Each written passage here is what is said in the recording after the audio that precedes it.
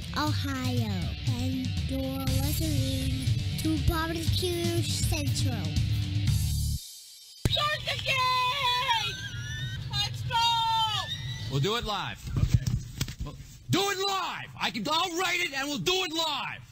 So to get that perfect barbecue, you use wood. Are you sure it's safe? Whatever. We put the lighter fluid on, strike the match, and... Oh! Should we call the fire department? That might be a good idea.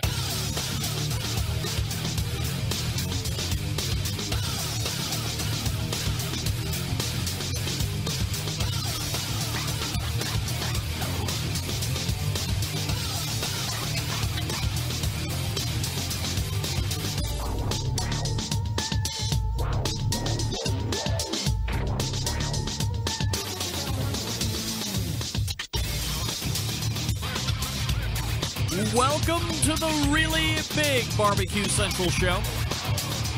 A show where we talk about all things important to the world of barbecue and grilling, originating from the Rock and Roll Hall of Fame city of Cleveland, Ohio.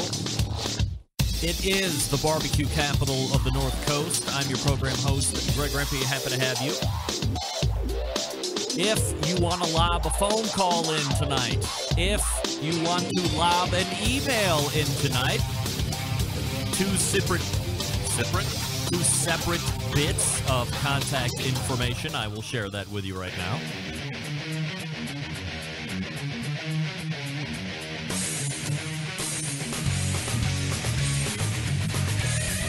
You can get in touch with the show by calling 216-220-0966. Sending an email, Greg at thebbqcentralshow.com. Or on the Twitter and Instagrams at BBQ Central Show. Everything else you want to find out about the show can be found at the main website, thebbqcentralshow.com. And here's what's happening in case you didn't get the newsletter coming up. In about 12 minutes from now, it's the second Tuesday of the month, which means it is the regular Tuesday spot of the creator of AmazingRibs.com, Meathead, the most heavily trafficked barbecue and grilling website ever. We're going to be talking about cocktails and things that you might be able to smoke or grill to enhance those cocktails. Plus, we have a handful of Q&A questions that we've fielded from Facebook that we've transferred over. So always enjoy spending not one, but two segments with Meathead from AmazingRibs.com. That's hour number one. Then we'll move into the second hour, 14 past. We'll be joined by first-time guest and the creator of Girls Can Grill. That is both a website and a social media presence. That, of course, is Christy Vanover. Again, first-timer. Lots to talk about with Christy. Obviously, it's her first foray into the Barbecue Central show, so we'll get a little background on her. If this is her full-time gig, or maybe she has a day job like a lot of us, and we moonlight into the live fire, then we'll also talk about some recipes, talk a little bit of website stuff and internet stuff. Lots of great information to be shared and gone over. 14 past the second hour. Then we will move to the bullpen segment, 35 past the second hour. He is a multiple-time Emmy award-winning daytime host. He is a cookbook author. He is a cooking class instructor. But most of all, he's my pal from San Diego, California. Sam, the cooking guy, will close the show tonight. Plenty to get involved with when it comes to Sam. Of course, one of my favorite folks to talk food with. We will especially be talking about the champagne and desserts, because if you didn't know, Valentine's Day is coming up in 2 days. So if you're just getting on that train, it's going to be a short, quick ride. You have a great possibility of looking foolish, but Sam and I and Meathead, potentially Christy, all having our hands in helping you look a little bit better than you might look otherwise. So that's what's happening. 216-220-0966. Greg at thebbqcentralshow.com. All right, so usually this is where I have my opening rant. I don't usually have a first hour and or first segment guest, but I do this evening. Very special occasion. Let's race to the in-studio and welcome my daughter, Madison Rempe. Maddie! Hi, Maddie. Hi. How are you? I'm good. Good. So we're having Maddie in tonight because would you believe that in less than 3 hours, almost exactly, in less than 3 hours, Maddie's going to be 16 years old, baby! Sweet 16. Wow. Wow. 16 years. Yep. So here's the big question. I asked you this like 8 years ago or 9 years ago. Whenever you were like, the next day was a Wednesday was your birthday. It's like, oh, you're 6 years old right now. Do you think it's going to feel any different tomorrow morning when you're 7? Well, here's the question all these years later. You're 15 now. Rapidly coming to a close is the age 15. But you're going to be 16. 16 is a big deal. Why is it a big deal? Because I get my driver's license. That's right. And 2 years closer to be technically the age of adulthood. But you're certainly more responsible than most adult human beings on the face of the earth. Agree or disagree? Agree. Of course. So what are you looking forward to the most tomorrow? That's a good question. That's why I ask the good questions. I don't know. Is there one thing that you're looking forward to going to school and having everybody say, hey, Maddie, happy birthday? Are you looking forward to maybe some kind of a dinner that we might be going to? Things of this nature? Yeah, maybe dinner. I don't know where we're going, though. What's on top of your list? Barrio? No. That didn't happen last time. Yeah, I know. Kind of upset about that. So we can make it good. Well, Barrio's not like birthday dinner, How do you describe birthday dinner? Not like Jeff Ruby's fancy, but not like Olive Garden. So you want some kind of fancy. Is that what you're saying? Kind of. You want to be revered and appreciated a little bit tomorrow? I mean, maybe, but like, we could just go to... I don't even know what restaurants are near us anymore. They're all like closing. They are? Yeah. Aren't they all the same restaurants that have always been around us? I wanted to go to Bravo, but that's in Legacy Village. That's like 10 hours away. I mean, it's like 15 minutes away. Okay, that's still far. Is it really? Yeah. Okay. But I guess I'm really where you want to go. Then I think we have to make that happen. I still don't know. I have to think about it. It's sweet 16. You only turned 16 once. By the way, you only turned 15 and 14 and 13. You get it. I got it. So here's the big second question of the interview. When can you get your license? Or take us through the process for those that are just having kids or maybe they're a couple years away, at least in Ohio. I'm not sure where it is across the nation, but what's the process of getting a license here in Ohio? Well, when you turn 15 and a half, you are, I guess, legally allowed to go get your... We're going to Red! Did they hear me? I don't know what that is. No, we're not. We're not going to Red. Yeah, we are! Get out of here. I don't know what Red is. It's a steakhouse. Really high dollar steak. I don't want steak. Of course not. We are not going to Red. Okay. All right. Go ahead, Maddie. What was I talking about? You were talking about getting your license process. Yeah. So once you turn 15 and a half, you are allowed to go get your temporary driver's permit. Yeah. And you are allowed to start driving with your parents. Uh-huh. Once you get your permit, you have to start doing driving school, which you can either do online or in classes. Mm-hmm. I did online because easier and quicker.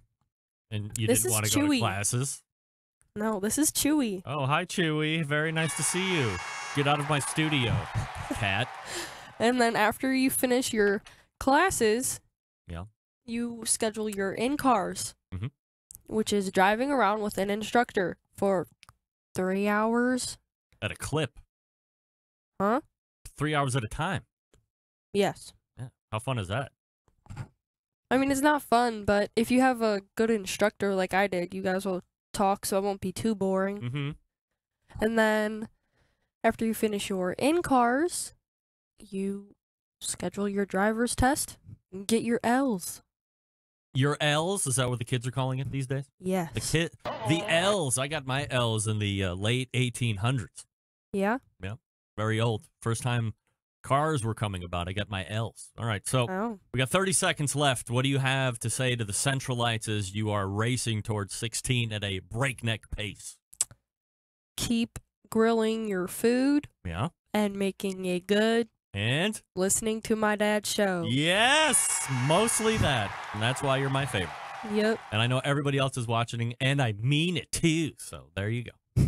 All right. Well, Maddie, thanks for a successful opening segment. We can only go downhill from there because you have set the bar way too high, as usual.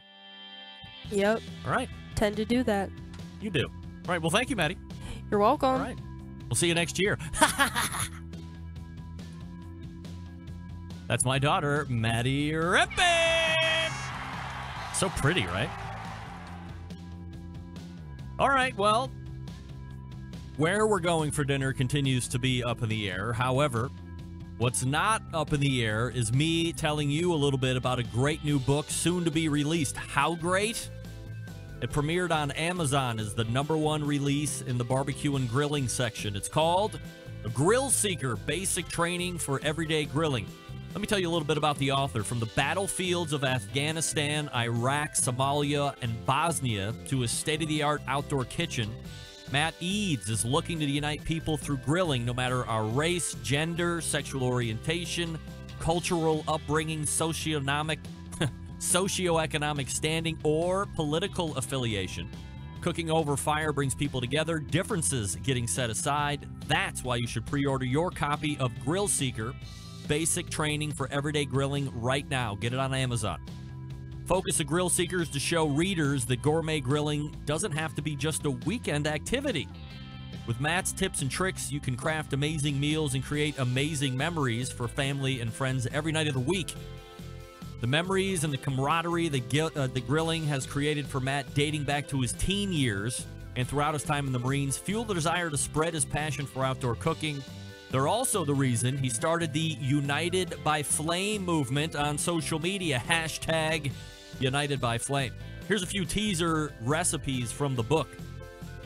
Grilled grapes and roasted garlic-infused ricotta crostini. Grilled Nashville hot chicken. Grilled peach boats with mascarpone ice cream. What?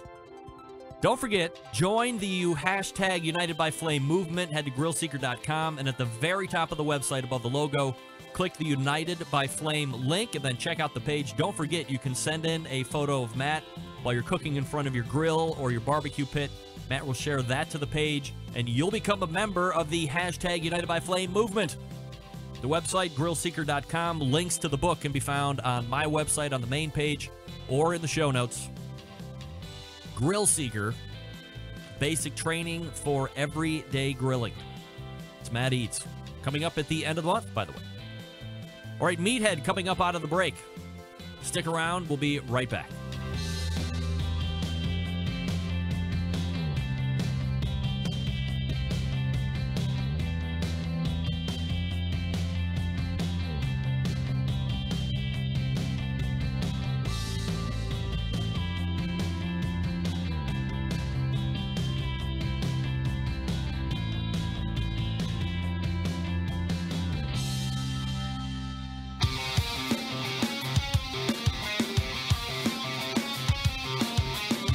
Broadcasting live from the Barbecue Central Show studios in Cleveland, Ohio.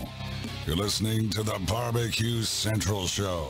Once again, here's your host, Greg Rempe. All right, welcome back. This portion of the show being brought to you by Butcher Barbecue, makers of award-winning injections, marinades, rubs, seasonings, barbecue sauces, grilling oils. All the Butcher Barbecue products have been tested on the competition circuit as well as in the backyard. Be the pit master of your neighborhood. Visit butcherbbq.com to stock up now. Always trust your butcher. All right, the second Tuesday of the month brings a visit from none other than the creator of the AmazingRibs.com website, and of course, a Barbecue Central Show guest Hall of Famer. Meathead is joining us. Hey, Greg, how am I going to follow that? I don't know. How are you? Oh my goodness! How did such an ugly son of a gun as you spawn such a beauty as that? I don't. Well, I mean, I do have a wife, and she's really hot. Okay, that explains a lot. She overcomes my poor genetic pool. Somebody in the comments section on Facebook said, you know, grow long hair on Greg and he'll look just like her. Yeah, I mean, you know, people want to say that, but in the end, that's really not at all the case. So, you know, I mean, it's hard to believe it's been, let's see, when we were in Chicago, are we coming up on 3 years now? When we were in Chicago taking that. Since I've seen you? It could be 3 years. Oh, will you be my Valentine? Meathead, it would be an honor, sir, and a privilege, of course. And a completely different lifestyle, but nevertheless, I'm open to it. I'm open to it. All right, so before we get into some of the items that we want to talk about here this evening, Meathead, let's quickly, if there is any type of book progress update that you're allowed to share. Well, the topic we thought we'd take on tonight, I've been having fun working with grilled and smoked cocktails. Yes. And I just came back from Paso Robles, where I was working with the woman who's collaborating with me on this book and her husband, who are very talented mixologists, trying to, my wife and I toured Central Coast of California in the daytime, but we punched in promptly every day, 3 days at the bar. Yep.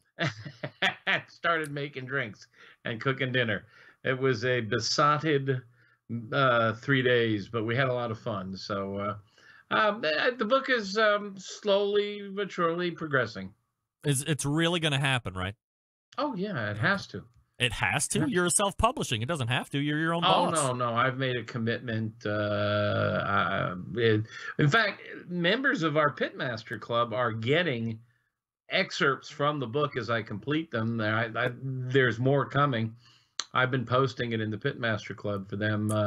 So that's another benefit to membership. What kind of feedback are you getting on the stuff that you release? So far, pretty good. I mean, are you open to criticism and feedback, or are you just looking for, yeah, it's great and move on? No. This is the cool thing about what we're doing is that it's sort of crowdsourcing. You know, people try the recipes.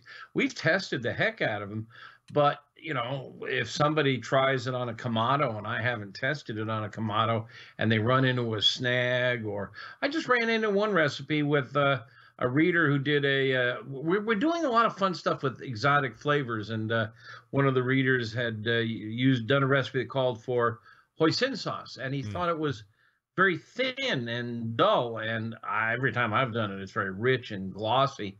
And it turned out he was using a cheap grade of hoisin, so I had to modify the recipe to point out, make sure you use a good grade of hoisin, and I recommended a brand.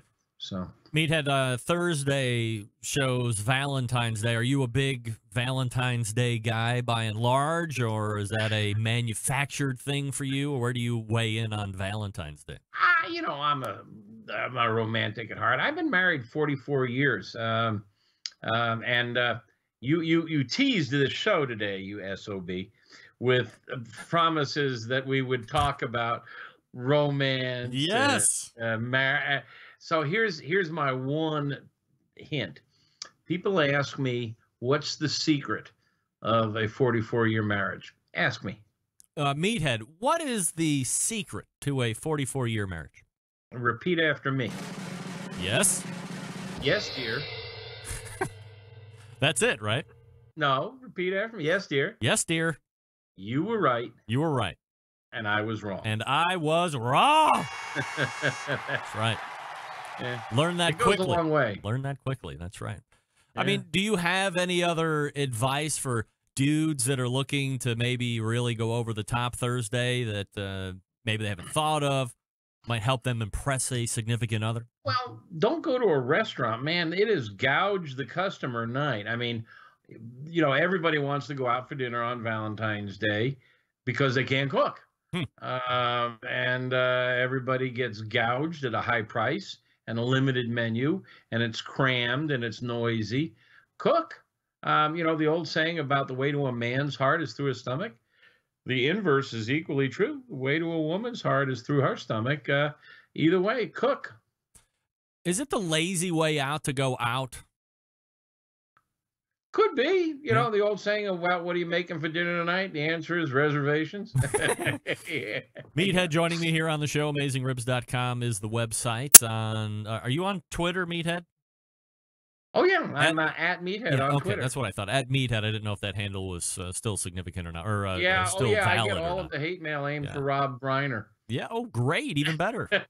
One of my favorites. All right, so on topic this evening, as you had alluded to, is cocktails with grilled and smoked ingredients. In fact, the promotional piece that I put up on Instagram a handful of hours ago was star anise smoldering on a oak plank with a glass over the top of it. So the visual, if you're not able to see the visual, just me talking about it has to be conjuring up some kind of a thought process in your mind. But this is something, I don't know. I mean, I remember that, was it that Kingsford University when we got stuck all the way out in Bell, Missouri, and there was the grilled lemonade and, whatever else. There was a lot of lemons and limes that was like the first time I had seen ingredients getting grilled or smoked first and then being infused into some kind of cocktail. And it really hasn't lost any type of cachet. In fact, I would argue that more and more it's really catching on. So let's talk a little bit about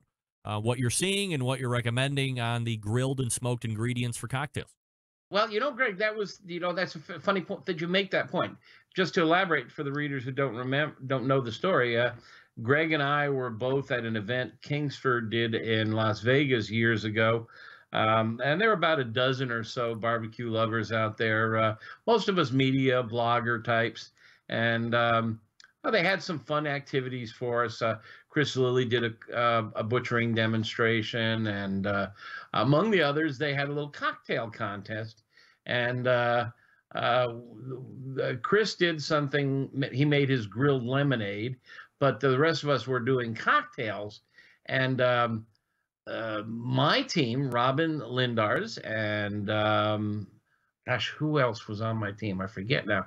But we made something we called the rim job, which was like a smoked tomato Bloody Mary that was rimmed in a barbecue rub, and that had a smoked rib bone as a swizzle, and it was really quite tasty. And that's kind of what set me off in this direction. And the new book that I'm working on, it's called The Meathead Method. I decided we'd bring some cocktail info in here because many of our barbecue folks love to drink, and Jack Daniels is sort of the popular drink. But there's an awful lot of folks who like cocktails, and they've really become quite chic in the past 10 years. In the old days, it was just a bartender, and then it became a mixologist. Mm-hmm. Now, a lot of them are calling themselves bar chefs, and they're using some of the same techniques that kitchen chefs are using, and some of them are playing with smoke. A lot of them use a gizmo called the smoking gun. Yep. And basically it's like a hash pipe with a rubber tube on the end. What's a hash pipe? You don't know what a hash pipe is? I've heard it. I've seen them on the internet. It's a weed delivery vessel.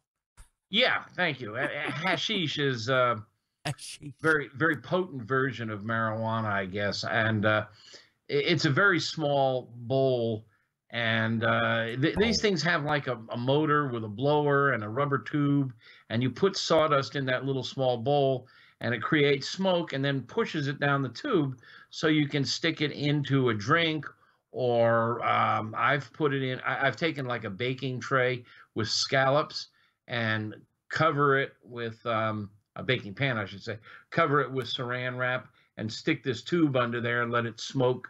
And it does. It puts a very delicate, subtle flavor on things like cocktail onions, olives, shrimp, and so on. And you can put that tube into a drink and smoke, especially if you've got a drink that has dairy in it, things like a brandy Alexander. It sticks to fatty substances pretty well. So we're playing with stuff like that. One of the things that I think I invented, it's hard to take claim for something in this world because there's always somebody who came ahead of you, but I think I kind of invented a technique for making smoked ice. And I think it's one of the coolest things I've ever done. And what you do is you take a bunch of ice cubes and put them in a baking pan, and you put them on your smoker, or if you don't have a smoker, you just have a grill set up in 2 zones, throw a bunch of wood on the hot side, and let it smoke for about an hour or so. Smoke sticks to wet surfaces and cold surfaces pretty well, so the smoke will stick to the ice, and eventually it melts, and you get this lightly tan water with smoke dissolved in it. Greg, I'm going to say something that's going to make you barf, but it's a form of liquid smoke. We all know, regulars here all know how Greg hates liquid smoke. But liquid smoke is made very much the same way bourbon does. Yeah. So if you hate liquid smoke, put down that bourbon. It's totally a crazy comparison that you just made, Meathead, and I'm not going to let you get away with it. Saying that the process is the same is not the same as one tasting like crap and the other one tasting like something that was just wrung out of Jesus's hand. It's a very similar process, and most commercial barbecue sauces have liquid smoke in it. Yes. Because it can give things a slightly outdoorsy flavor. In any case, you melt the ice cubes with warm air inside your smoker, and the smoke sticks to it, and then you freeze it back up in an ice cube tray, and now you have ice cubes that have a very delicate smoky flavor. And you can either just put them in a drink on the rocks, or put the ice cubes in a shaker. And one of the cool things about a shaker is it not only chills. People joke about Bond, whether he wants it shaken or stirred. But when you stir a drink with ice cubes in it, there's very little melting. So you get a stronger drink. But if you put ice cubes in a shaker, it chips off the edges of the ice cubes and sometimes breaks them up, and you get more dilution that way. And so that water adds to the character, and you'll get a little smoky character into the drink. And it's very subtle. And one of the cool things about it is that it's barely noticeable at first, but as you nurse your drink, it gets stronger and stronger. So you have this kind of musicality to the drink where it changes with time. There's a temporal aspect to it. It's a lot of fun. So smoked ice is a cool technique to use. And there's other techniques. You mentioned the anise. You get these anise pods, and you lay them on a wooden plank, and you get like a Bunsen burner, or they have these little kitchen torches that are butane, and you start it smoldering, and then you put the glass upside down, and all that smoke is captured in the glass. And then you make the drink, and you pour the drink in the glass, and the smoke gets a little dissolved into the drink. Again, it's very subtle, but it's really quite nice. So would this be working well? Also, the first thing that's coming to my mind is smoke. You see everybody making these smoked Manhattans, smoked Old Fashioned. So can you take your smoked ice, put a cube or two in a nice rocks glass, and then pour yourself 3 or 4 fingers of your favorite bourbon, and it complements it, or will the bourbon overtake? It's a very mild character, so it really doesn't overtake the bourbon. Depending on what drink, cocktails can be quite strong flavored. Sure. You've got not only the alcohol, but you've got your basic elements of a cocktail are you have your hard, which is the whiskey. You have your soft, which is the, it could be sour mix or lime juice or soft drinks or milk or whatever, but it's non-alcoholic. Often they're sweet, which it could be either sugar or simple syrup. There's often bitters. There's often something on the rim. So there's a variety of things go into a cocktail, and as a sum, they can be quite strong. So the smoke really is just a fiddle in the orchestra, and it doesn't overtake. Now, on the smoked ice, there were a couple of drinks we made where we noticed after an hour it started getting stronger as it melted, and we liked it less. But in general, it was really a nice thing. So let me ask you on that. As you're talking about the ice starting to, or the longer you were nursing this drink, the more pronounced the smoke came. Is this also indicative of, in the wine world, and we're going to actually talk a little bit more wine after the break here, but there's a constant notion of, and let me preface any type of snobbery right off the top and say, drink any wine any way you want, pair it however you want. I don't care. As long as it tastes good to you, that's the way you want to do it. But I agree. To me, when I was really drinking wine and really into it, I was told, especially with white wines, don't drink it cold. There is that propensity to want to chill a bottle of white wine, and you're drinking it, but you're not really experiencing what that wine is like because the cold is hiding some nose, it's hiding some other flavors, and then after it gets to room temperature, it's a whole different wine than it was when you took it out of the refrigerator or you had kept it at 55 degrees or what have you. Similar concept then, do you think, with the ice when it's super cold in a block form, it's not releasing the bouquet?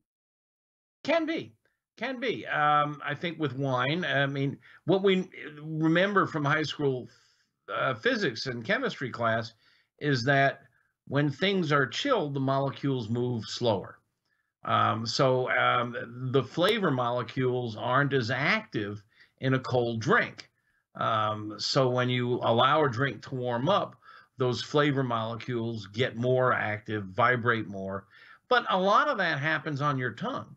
I mean, if you take a sip of white wine that's chilled, it's going to warm fairly quickly in your mouth unless you just knock it back. Mm-hmm. Those flavors are constantly changing, and we all perceive them differently too. We've learned that one person's taste is very different than one man's trash is another man's treasure, is the old saying.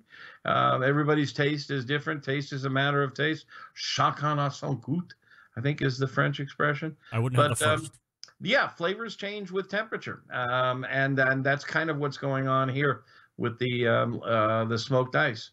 There was something else that we did that was a lot of fun. We mixed up a bunch of drinks, and we kept saying, "Gosh, I don't notice." Like, for example, we did a drink where the sour mix was grilled lemon, and we tasted it. We really liked it, and the lemon flavor was rich. But we just kept saying, "Well, I don't see where the grilled flavor is." It's a nice drink, and it was just very creative. We did some fun stuff with it, but we don't. And then we thought about it, and I said, "Can we make the same drink without grilling the lemon?" And boy, was there a difference! It was just so subtle that it was lemon. But what happened is it changed the chemistry. Mm-hmm. There was no grill flavor or smoke flavor in the lemon juice, but it altered the chemistry of the lemon. And as you looked at it, it was a much darker golden color, and it was richer. It was slightly sweet, or it wasn't as acidic. And it really, side by side, the two drinks, the grilled lemon one was so much better. So all kinds of fun stuff we discovered. Meathead from AmazingRibs.com joining me here as he does the second Tuesday of every month. Meathead, stand by, and we will come back and do some Facebook question and answering. We'll also see if there's anything else that you might want to talk about before we turn off the grilled cocktail talk. In the meantime, I'm going to talk to you quickly about Southside Market and Barbecue. Anyone interested in sausage? Anyone interested in the love of barbecue? Yeah, all of us. Established in 1882. Southside is the oldest barbecue joint in Texas, and they have been owned and operated by the same family for 3 generations. Famous for the beef sausage, coarse ground in a natural pork casing. Also, they have authentic Central Texas barbecue to sell as well. All the meats, including their prime briskets, smoked low and slow for many hours over real Texas post oak wood. That's how they do it down there.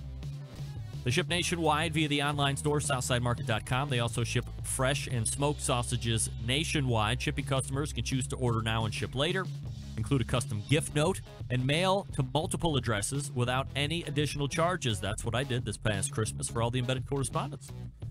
Shipped items are vacuum sealed to ensure freshness, ease of preparation for the customer. Shipped with dry ice to ensure complete freshness upon arrival. All meats processed in that on-site USDA inspected facility. On-site meat markets for fresh and smoked products. Custom orders are available as well. 2 restaurants if you want to try them out. Elgin, Texas, since 1882. Bastrop, Texas, since 2014. Grocery distribution through Texas and many surrounding states as well. If you can only shop at southsidemarket.com, you've hit the jackpot. You can get 10% off your entire online order if you use code BBQ Central, lowercase one word, at checkout. That's 10% off the entire online order at southsidemarket.com when you use code BBQ Central. We're talking with Meathead from AmazingRibs.com. Stick around. We'll be right back.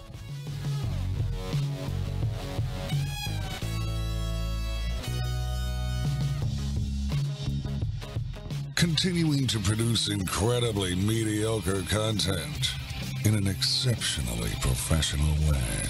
You're listening and watching the BBQ Central Show. Once again, here's your host, Greg Rampey. All right. This portion of the show brought to you by cookinpellets.com, your #1 source for quality wood pellets for all your pellet-driven cookers. You can visit cookinpellets.com for more information or to purchase.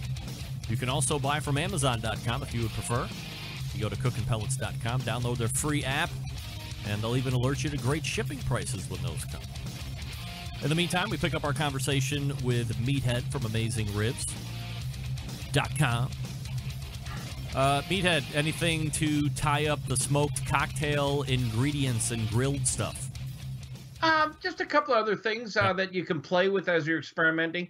We'll have the drink recipes. I'll probably put a few of them in the Pitmaster Club once I perfect them in the next few months. And then they'll be in my next book when it comes out about a year from now.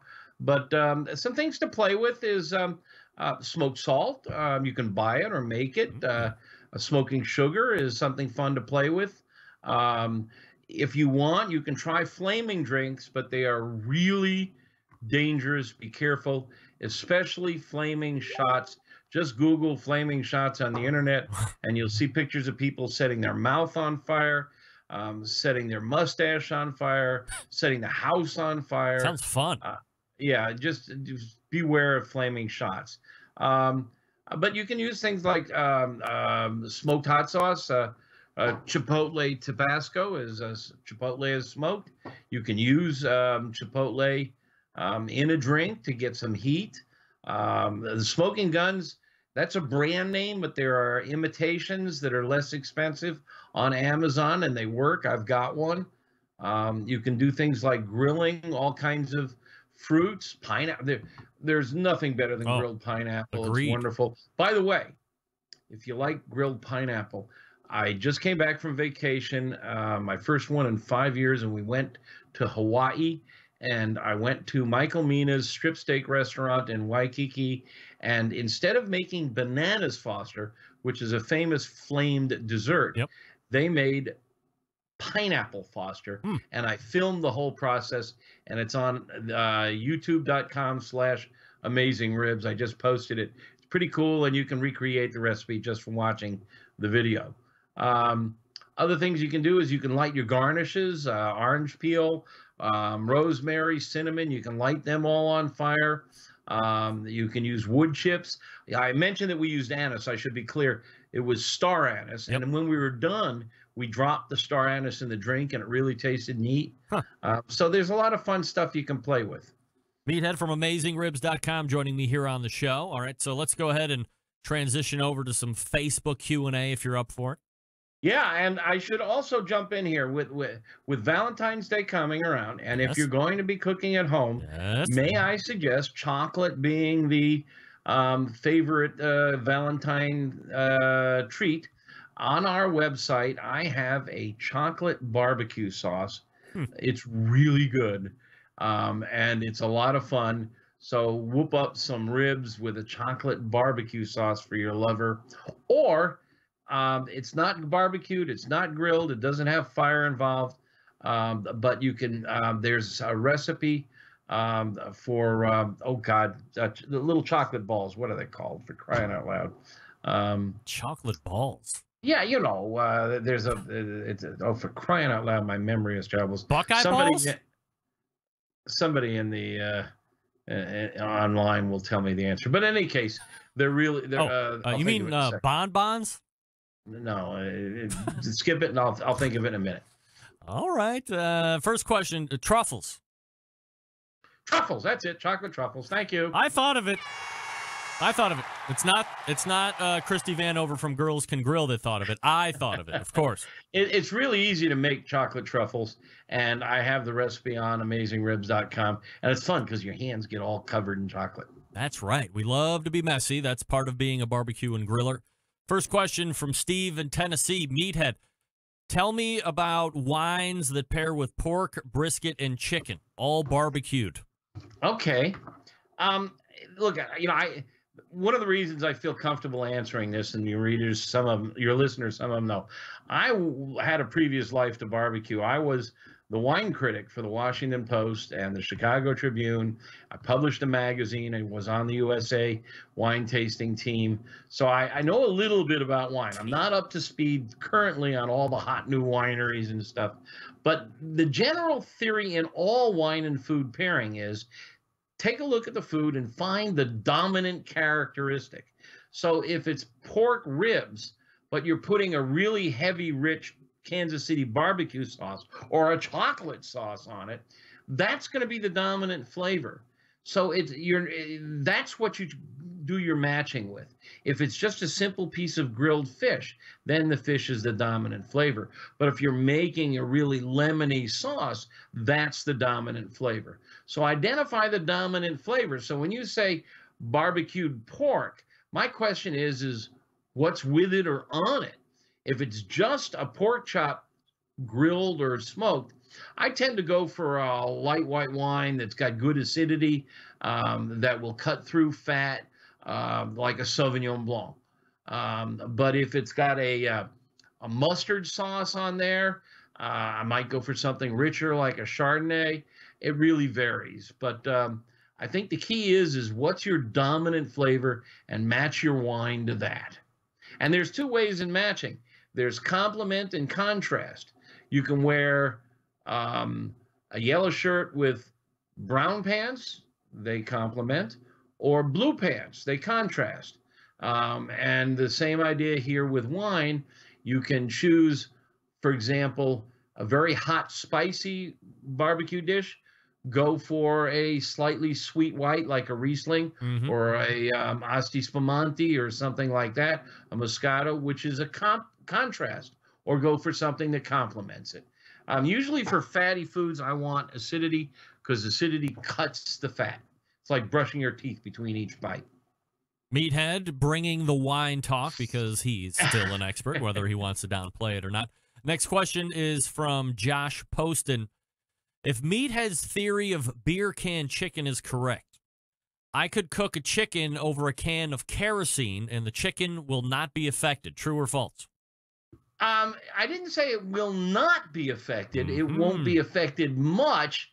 The kerosene is a lot more volatile than beer. Beer is 95% water, 5% alcohol. Yeah. That alcohol is the volatile component. The kerosene is like 95% kerosene. That's very volatile, and it will get onto the surface of the inside of the shoulder, but it can't penetrate deep into the meat because the meat is saturated with water. And so there's no room for anything else to get in there. So it will escape the roof of the can, and where the gap is between the can of the roof and the shoulder, it can condense because the chicken is cooler than the beer. So it will condense on the surface. And yes, that bite will have some kerosene flavor. But anywhere else, the drumsticks, the thighs, the wings, even the rest of the breast, no way you will taste kerosene.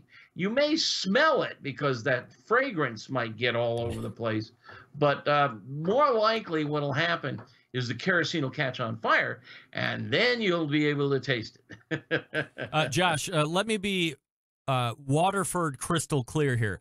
Do not try it out. Please do not try it out. Yeah, we don't want to read next month that I tried it out. Meathead Bob burned my grill down. This, that, and the other. Yeah. We You'll don't be want to hear dialing in from the hospital. We appreciate the question. Do not try that at home. Next question coming in from Doug in Texas. Does Meathead have any secrets for frying for long periods of time on a pellet cooker besides taking out the drip pan? Or would you recommend deep frying on a pellet cooker, Meathead? Well, we've talked in the past, you and I, Greg, about frying on a grill. Yes. The people who are into frying, and I've learned a lot about it because I got into frying, is that there's a sweet spot between 350 and 375. And that's where most foods are fried. Some things can be fried as low as 325. But the lower the temperature, the more the oil penetrates. So 375 is where, as a rule of thumb, I start all my frying. And the minute you start putting food in there, it cools it off in a hurry. And you got to get that temp back up. So if you put, say you've got a 1-gallon Dutch oven, and you put an inch of cooking oil in there, and then you're going to fry 4 pieces of chicken, that cooking oil will go up to 375. But the minute you put 4 pieces of refrigerator temp, 38 Fahrenheit or less, in there, the temp's going to take a nosedive down to about 3.25 or less, and you got to get it heated back up in a hurry. So you need a lot of heat. I like doing it in a Dutch oven because the oven itself holds a lot of energy and a lot of heat, so it helps stabilize temp. And pellet smokers tend to be like your indoor oven. They tend to be really good ovens. They're indirect heat, so you'd have to take the diffuser out and get it right over the hot pot. And I don't know if it would get hot enough to get it up to 375. It might, and how well the temp would recover once it chills. You know, you could try it and find out, but you'd have to get it right over that flame. I would get that deflector plate out of the way if you can. I would be nervous because I do have a number of pellet cookers now on my back porch. That if I took out the deflector shield, and then I guess I put the grill grates back on so that can accommodate the pan, so you know, then I'm underneath the fire. I'm still worried that there's going to be some splattering. I'm not as worried on my gas grill about splattering, but for some reason with the pellet cooker, I'm worried about splattering because you do have a lot of ash that's being blown around and collecting underneath. I'm not saying that's going to catch fire, but I'm thinking just from a ooey gooey mess kind of a situation. I don't think that is an issue. I mean, pellet smokers do create ash, and with the deflector plate off, that ash will fly around. Yeah. I don't think that's any kind of flame hazard. Some of that might get into the pot, but that's one of the reasons why I say I use a 1-gallon Dutch oven with only an inch in there for fried chicken. Fried chicken, you want the chicken to touch the bottom of the pan because the hot pan will also cook it. And it's hotter than the oil. Now, for things like that are in a batter, like fried pickles or French fries, which aren't in a batter, but those you want to deep fry. Those you want 3 to 4 inches of oil, so they'll float and churn. Onion rings, but things like chicken, you want to keep a shallow layer of oil so they're in contact with the bottom of the pan. So if you've got a 1-gallon Dutch oven, that's got 4, 5, 6 inches of sidewall. I mean, and only an inch in the bottom. It's not going to splatter much. All right, Meathead, here's the last one. It's not necessarily a question, but giving us an update here. I don't know if you had heard it, but according to researchers at Texas A&M, beef brisket contains high levels of oleic acid, which produces high levels of HDLs, the good kind of cholesterol. Oleic acid has 2 major benefits. It produces HDLs, which lower your risk of heart disease, and it lowers LDLs, the bad type of cholesterol. What are we saying in deduction? Eat more brisket, of course. Did you know that oleic acid is No, prevalent I didn't in know brisket? that, but let's get something out here right now because we hear the same thing about grass finished beef versus corn finished or grain finished, and all these foods that have benefits or that have detriments like processed meats and such. If you live to 80 years old, you will eat 80,000 meals. Wow. You eat about 1,000 meals a year. You eat 3 meals a day times 365, 3 times 365 is about 1,000. 80 years, 80,000 meals. Wow. You can eat some salami. You can eat some pastrami. You can eat Cheetos. You just don't, and you can eat brisket. It appears But, you can for eat that a lot brisket, of brisket and be you healthier gotta eat for a it. lot of goddamn brisket for it to do you any good. For crying out loud. Wow. I mean, so you're going to have a brisket one. What are you going to do? How many of us even eat brisket once a week? Not me. I mean, I love my brisket, but I'd be lucky if I'm not a competitor. I'll be lucky if I cook 3 or 4 a year. So what is going to happen to my heart from eating 3 brisket meals a year? Come on. You don't think you're going to reap Give me a health break. benefits of the oleic acid 3 times a year, Meathead? All this dietary science, stop reading it. But this It's is junk from science. This is First from of all, Texas A&M. They're beef experts. Well, that's fine. There's oleic acid in there. Wonderful. Good for them. I mean, eat fish. Come on. Mom had it right, and so did Michael Pollan. Eat a mixed diet of a little bit of everything. And you can search AmazingRibs.com, and except for an article that talks about just this subject, you won't find anything about health. We never say this is a healthy recipe because it has less fat, or the other thing about this is, you got me riled up here now, Greg. Great.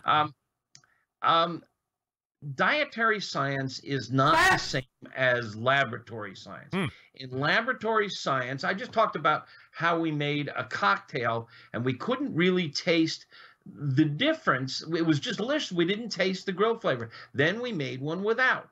Here you have a control. Here you have an experiment. You can see the difference. In doing physics and chemistry, you can have a control and you can have an experiment and you can see the difference. You can't get 100 people and divide them into 2 groups and lock them in rooms and feed one group brisket every day for 10 years and another group pulled pork every day for 10 years and come to a conclusion. The way dietary science works is they ask people to keep a diary, and they ask them to be honest, and they lie. They don't tell them about the chocolate bonbons that they had.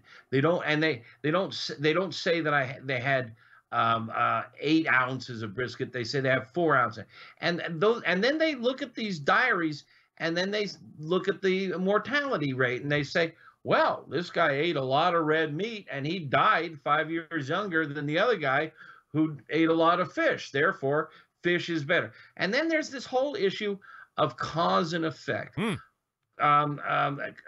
Correlation is not causation, is what they say. I watch TV. They have really good evidence that if you watch a lot of TV, there's a higher likelihood you'll be obese. So TV causes obesity. There must be something about the radiation coming off of that TV that causes the obesity, right? Or the inactivity of you watching television. Or all the snacks I'm eating. But the point is they're trying to say that it's healthier to eat this food than that food. We don't know what other factors are at play here. I'm sorry, but I hope there aren't many dietitians out there listening here, but I don't pay a lot of attention to dietary science. I just try to eat a mixed diet. I try to eat a little bit of everything, not too much of anything. I love a hot dog, but I don't eat them every day. Yep. I don't even eat them once a week. I mean, I'm not going to die from eating 1 or 2 hot dogs a month. I eat 80,000 meals in my lifetime. No one thing is going to make me healthier. It's the quantity of food that I eat and the lack of exercise that I get that comes into play here. Meathead from AmazingRibs.com, breaking it all down. You can find him on the Twitter at Meathead. Go ahead and flame him, if you will. Dietitians and scientists and all that stuff over there. He loves to see it.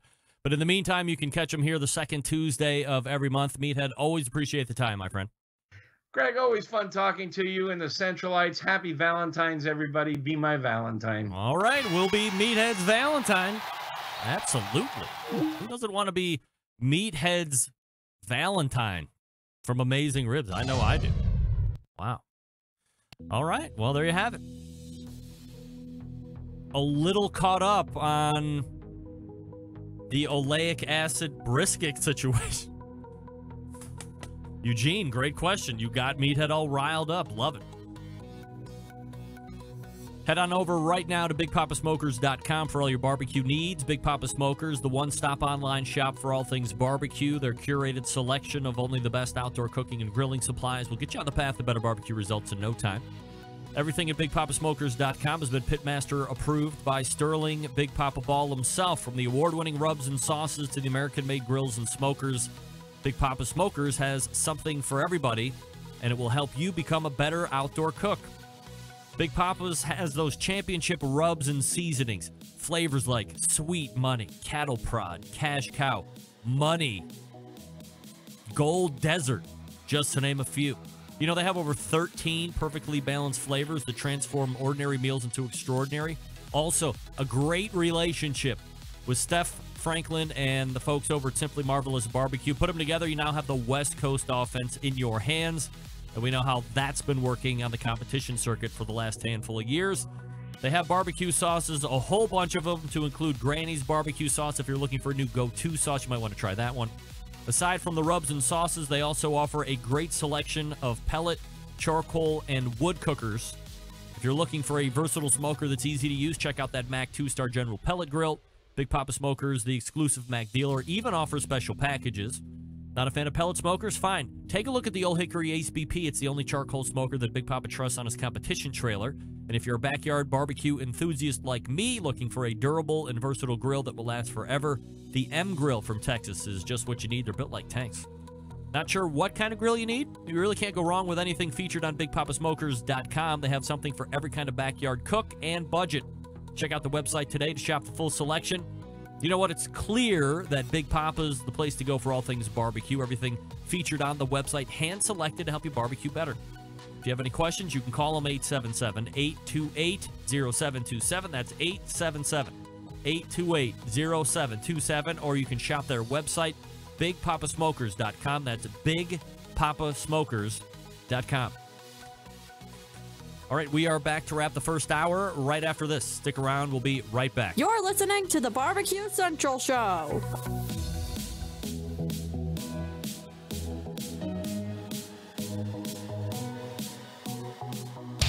Big name interviews, advice on cooking brisket and ribs, and the only host willing to share his honest opinion on all things important in the world of barbecue. It's the Barbecue Central Show.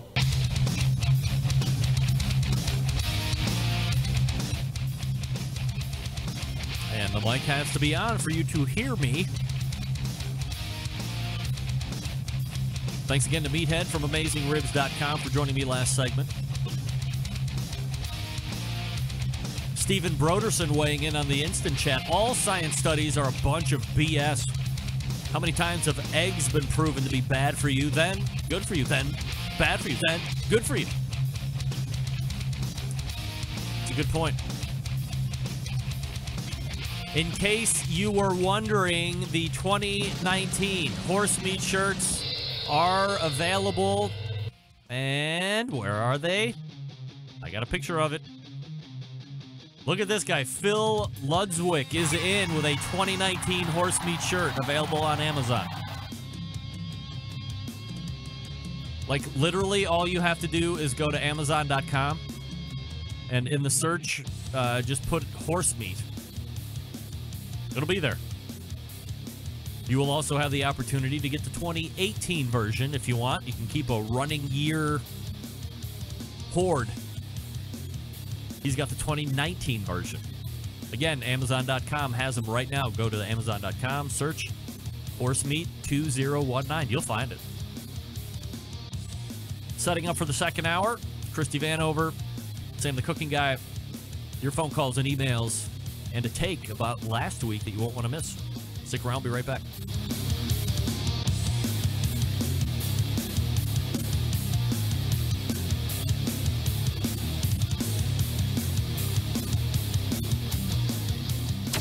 This is Brian Mayer, host of Hot Sauce Weekly, and you are listening to BCRN, all barbecue and grilling all the time.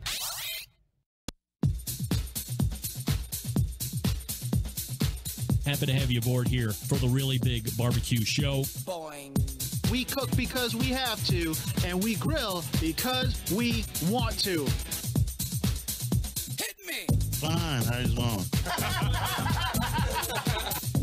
You have a great show. I'm a big fan.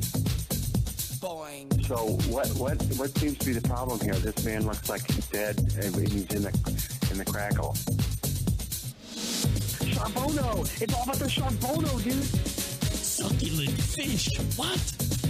He ate 54 wieners. Oh, listen, Liberty, shut your face. I'm shaking like a dog shit peach seeds. We have top men working on it right now. And just like that, we are into the second hour. Welcome. You found it, the Barbecue Central Show, doing it live right now on your Tuesday. Replays will start tomorrow, which is Wednesday. That will be hour number 1. We will then replay hour number 2 on Thursday. And Friday, we will have a best moments of the Barbecue Central Show in 10 minutes or less. This week coming up, a doubleheader with the then president of PK Grills, Paul James, if I'm going off of memory, if that's correct. John Solberg putting those together. So 3 different days, 3 new days of content. If you missed the live show on Tuesday, that is. Friday will be new for everybody. Go on over to the website, hit the subscribe button at the very top, and you can find out all the different ways that you can subscribe to the show on all the different platforms. That way, you never miss another interview or segment that maybe you liked, you wanted to rehear it again. It all comes right to your phone or smart device. Also, don't forget that each Friday, aside from the best moments getting released, I am a guest on a local talk radio show here in Willoughby, Ohio, called The John Cupo Show. You can find that locally in and around the greater Willoughby and 15-mile radius. Although, no names, please. A Barbecue Central Show exclusive news update.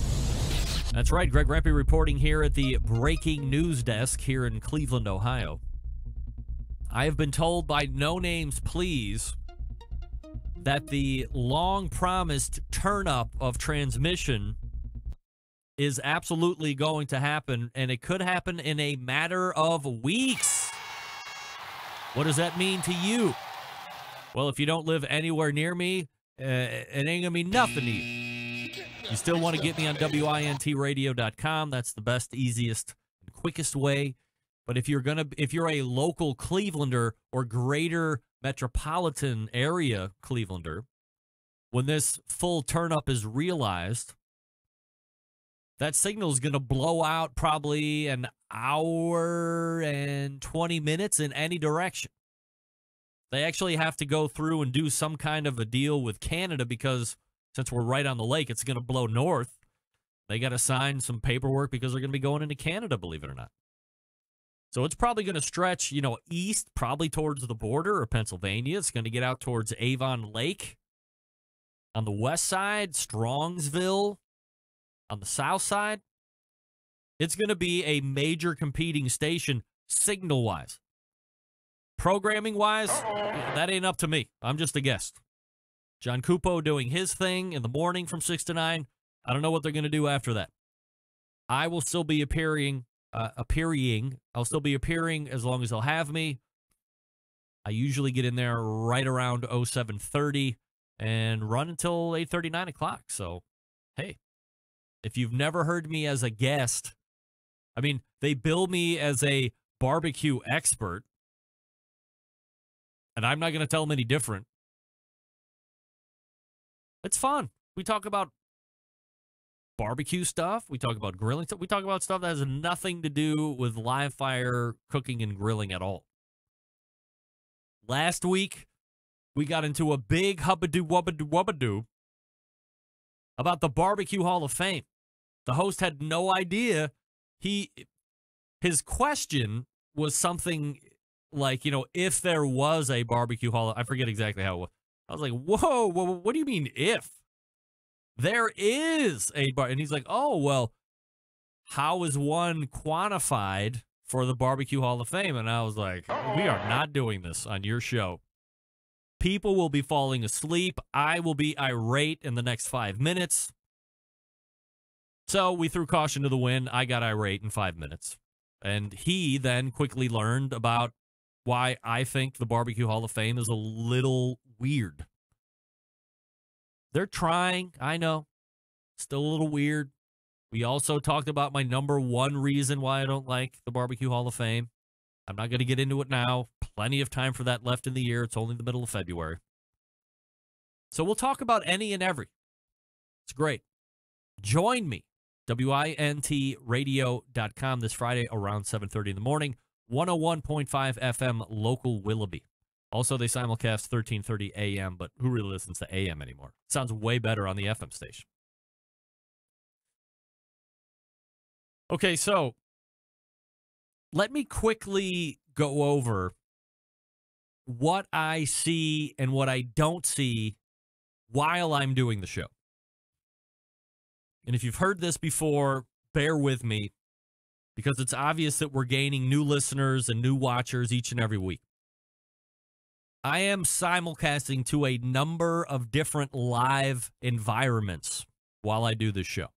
There is a live audio stream that can be found on tunein.com and some of the other online streaming-only services, which are kind of a dying breed at the moment. But you can go to TuneIn and get this show. If you go to my main website, the best three or the top three ways are in those little buttons right at the top. Live audio stream, YouTube Live, Facebook Live. So YouTube has a really nice chat pop, so I can pop that out. I don't see it at Facebook.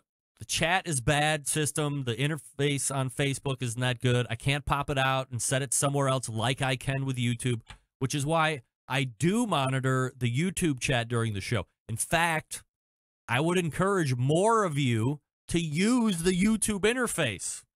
There's a link right at the top of my webpage, as I just mentioned. It says YouTube Live. Easy stuff, and you can interact with a bunch of other fans of the show. I call it the show in the show.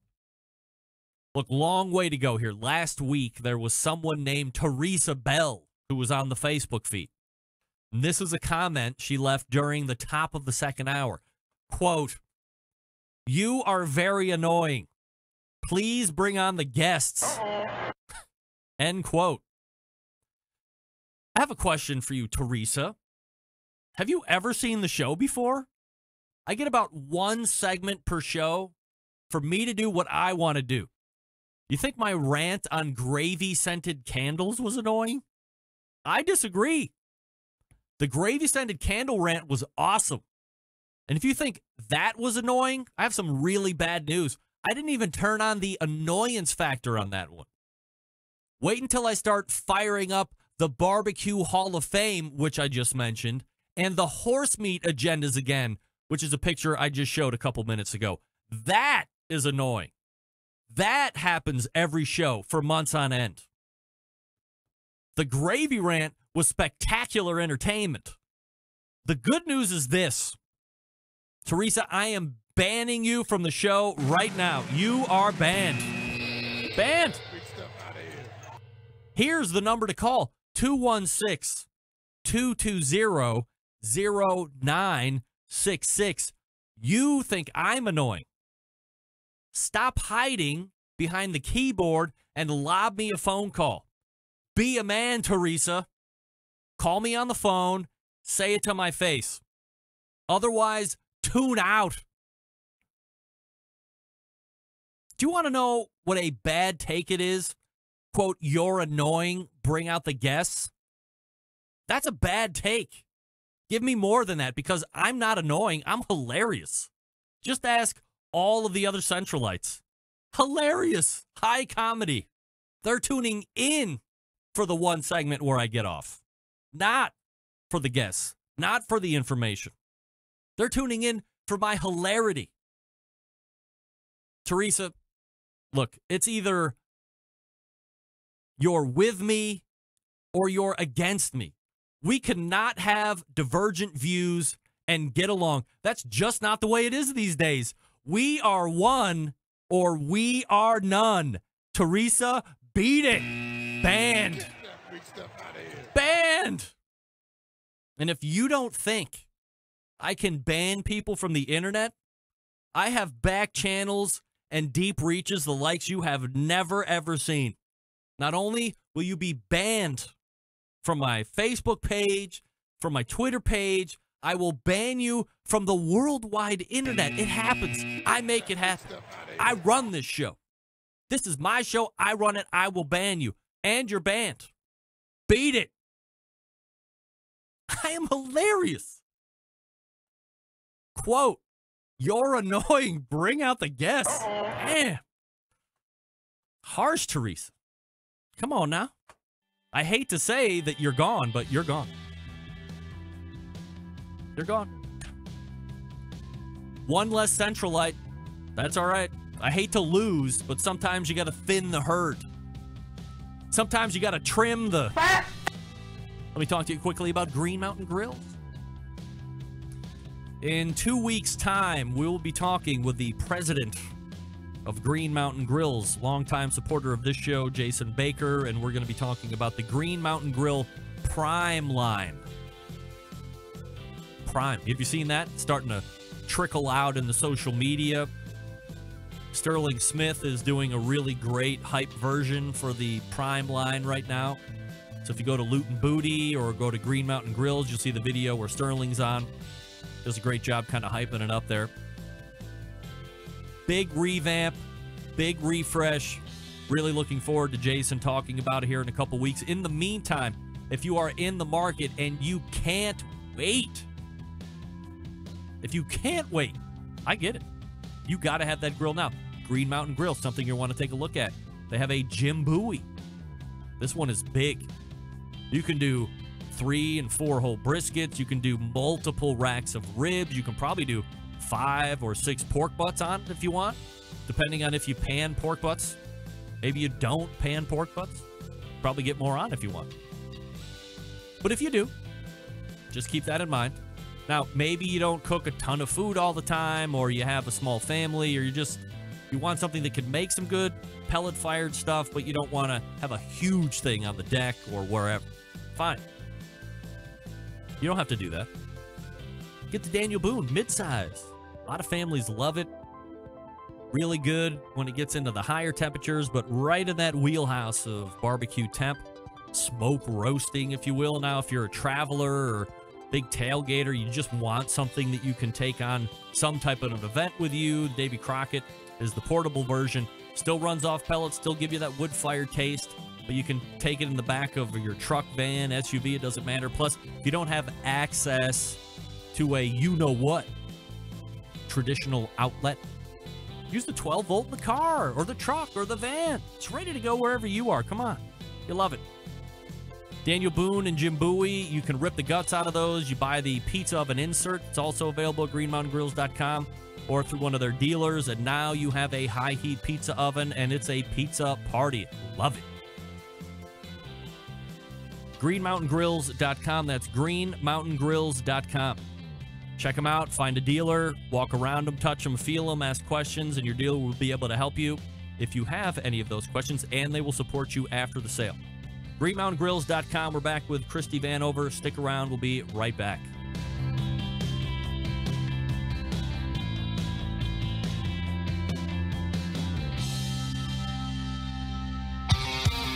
The only show giving you a monthly visit from a doctor of barbecue.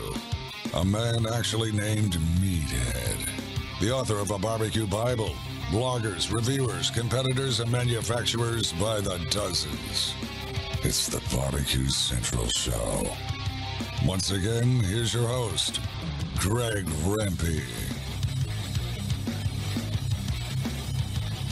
Hey, welcome back. This portion of the show is being brought to you by the good folks over at Smithfield.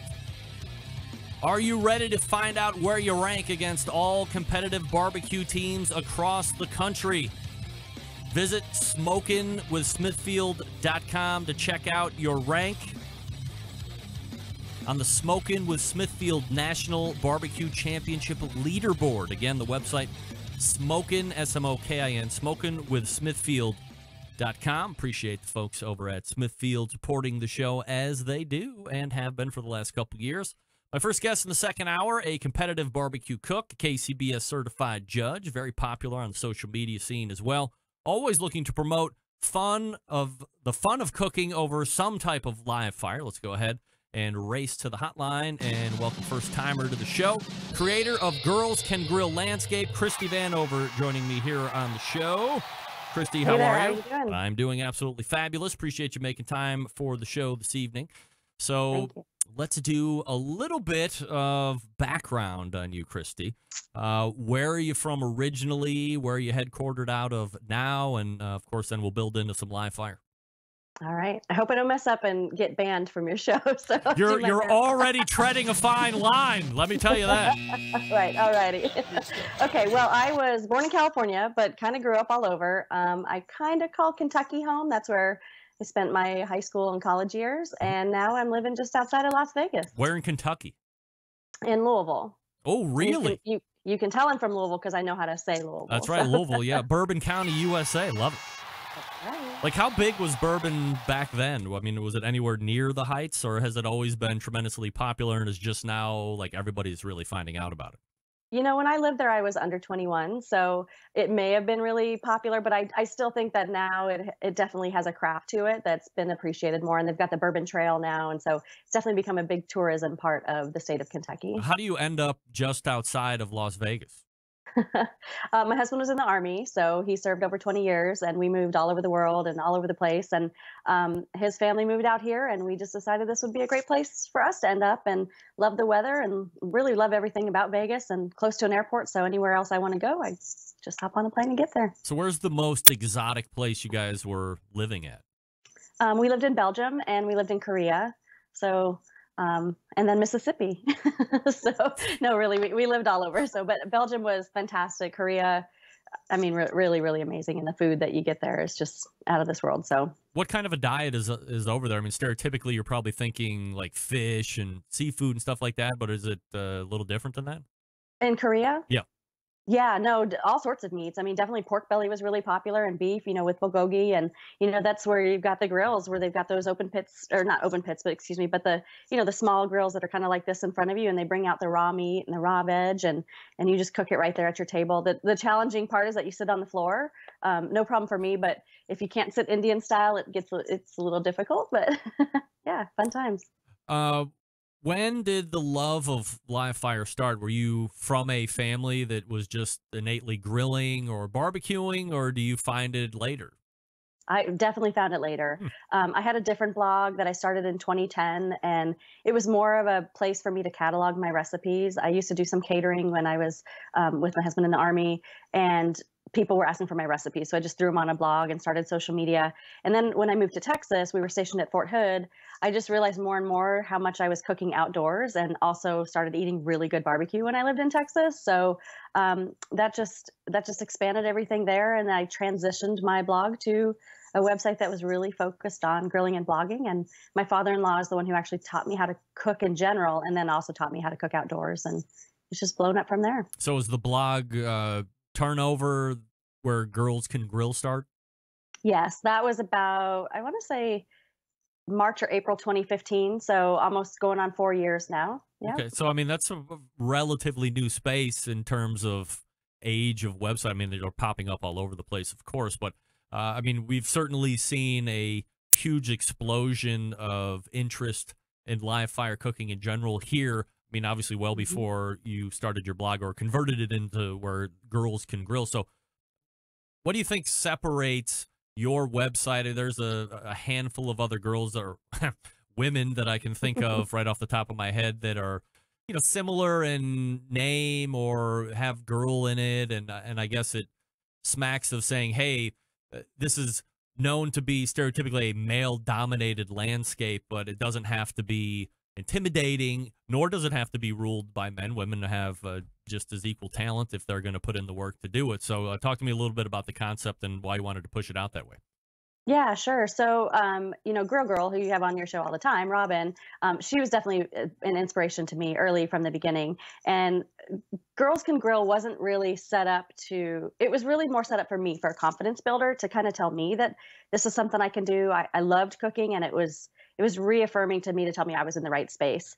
And then from there, it just grew. And actually 75% of my followers are dudes. So that turned out to be pretty cool.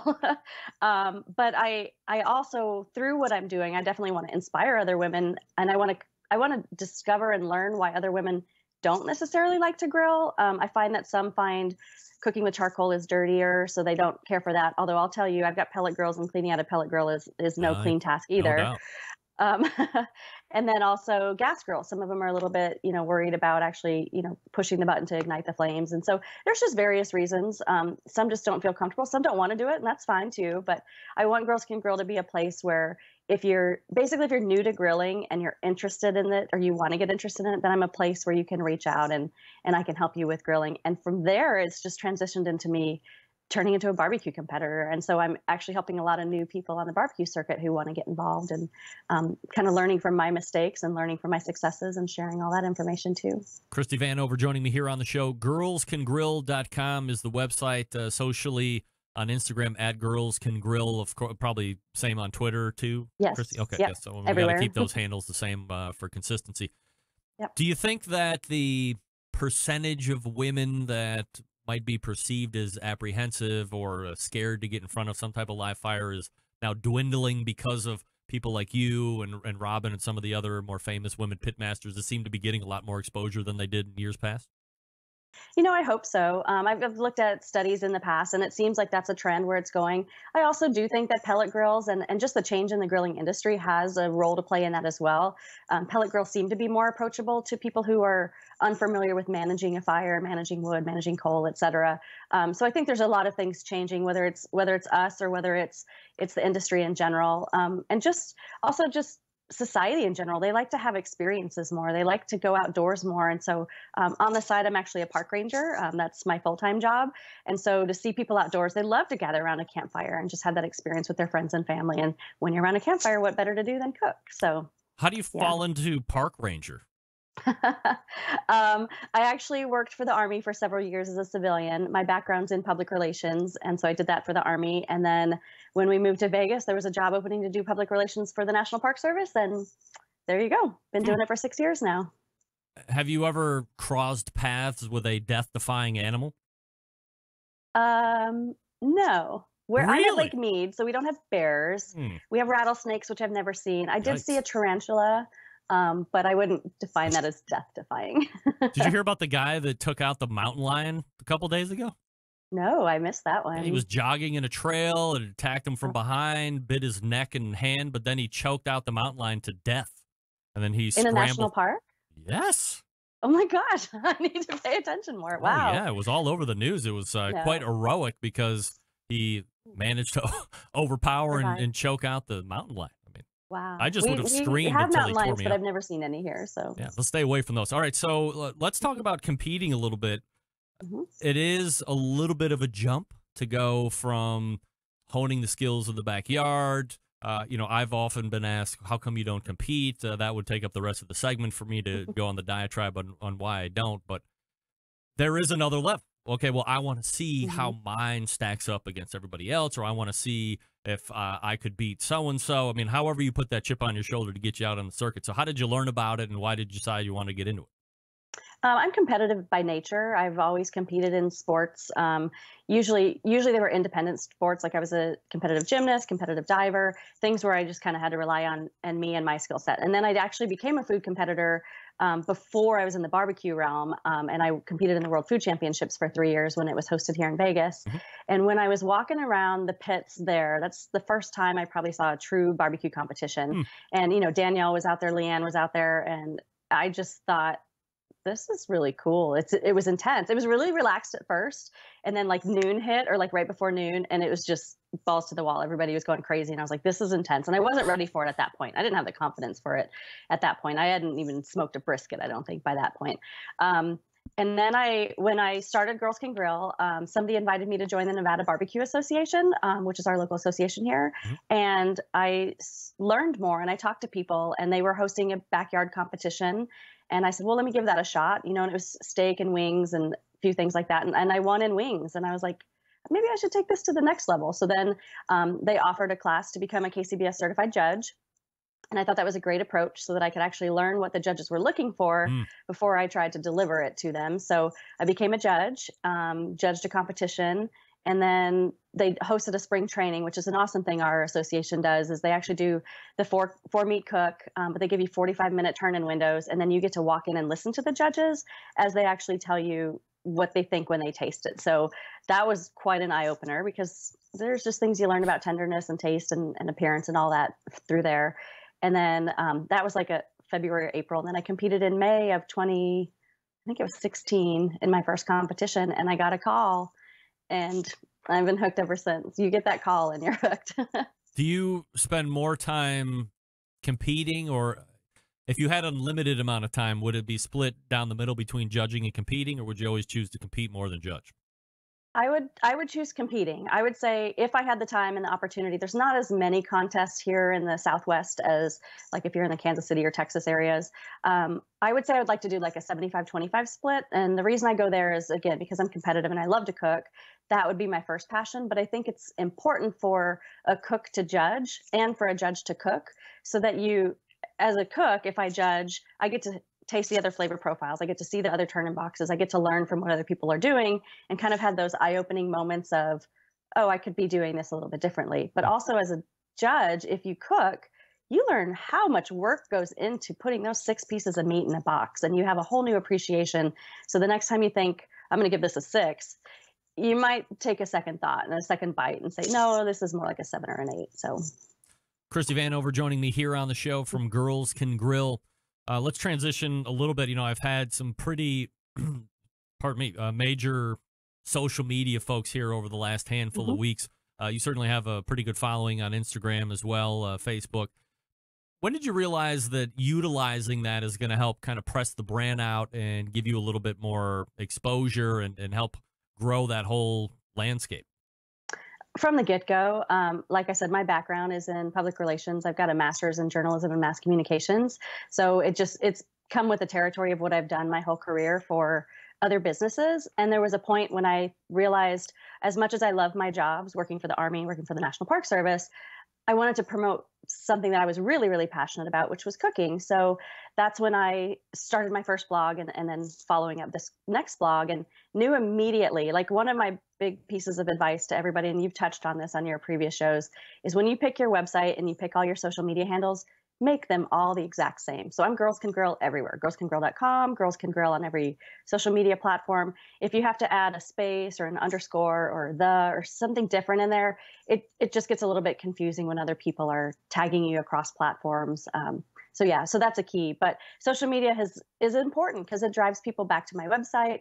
It lets me engage with people so that I'm not just this imaginary person out there, that I can actually have conversations. I can do Twitter chats. I can do, Instagram lives and things like this even. I'm sharing this with my followers too. So I think it's a really key component. It's the day and age that we live in. It's, newspapers and magazines aren't quite as popular anymore. It's turned to podcasts and social media. Is the goal to turn Girls Can Grill into something full-time, or is this just fun and you are obviously time invested into it, as anybody that's trying to make a run of it is, but you also like the day job and enjoy that, and there's no reason to go or pick one or the other? Both are fine. Yeah, I'd say I'm the latter right now. I mean, would it be cool to do it full time? Yeah, absolutely. But I really do love my job. And I work for the federal government. So I've got a retirement in mind. That's something that's going to be there for me long term. And I can continue to do this even after I retire. So but But this has taken me to so many places that are amazing. I mean, every time I put in vacation at work, it's to go to like a barbecue competition or a beef convention or a tour of the Smithfield plant. I mean, it's just like, I feel bad for my husband because we never go on like family vacations anymore. It's always me going to cool barbecue things. But Christy, can you share with me a few recipes if you don't mind?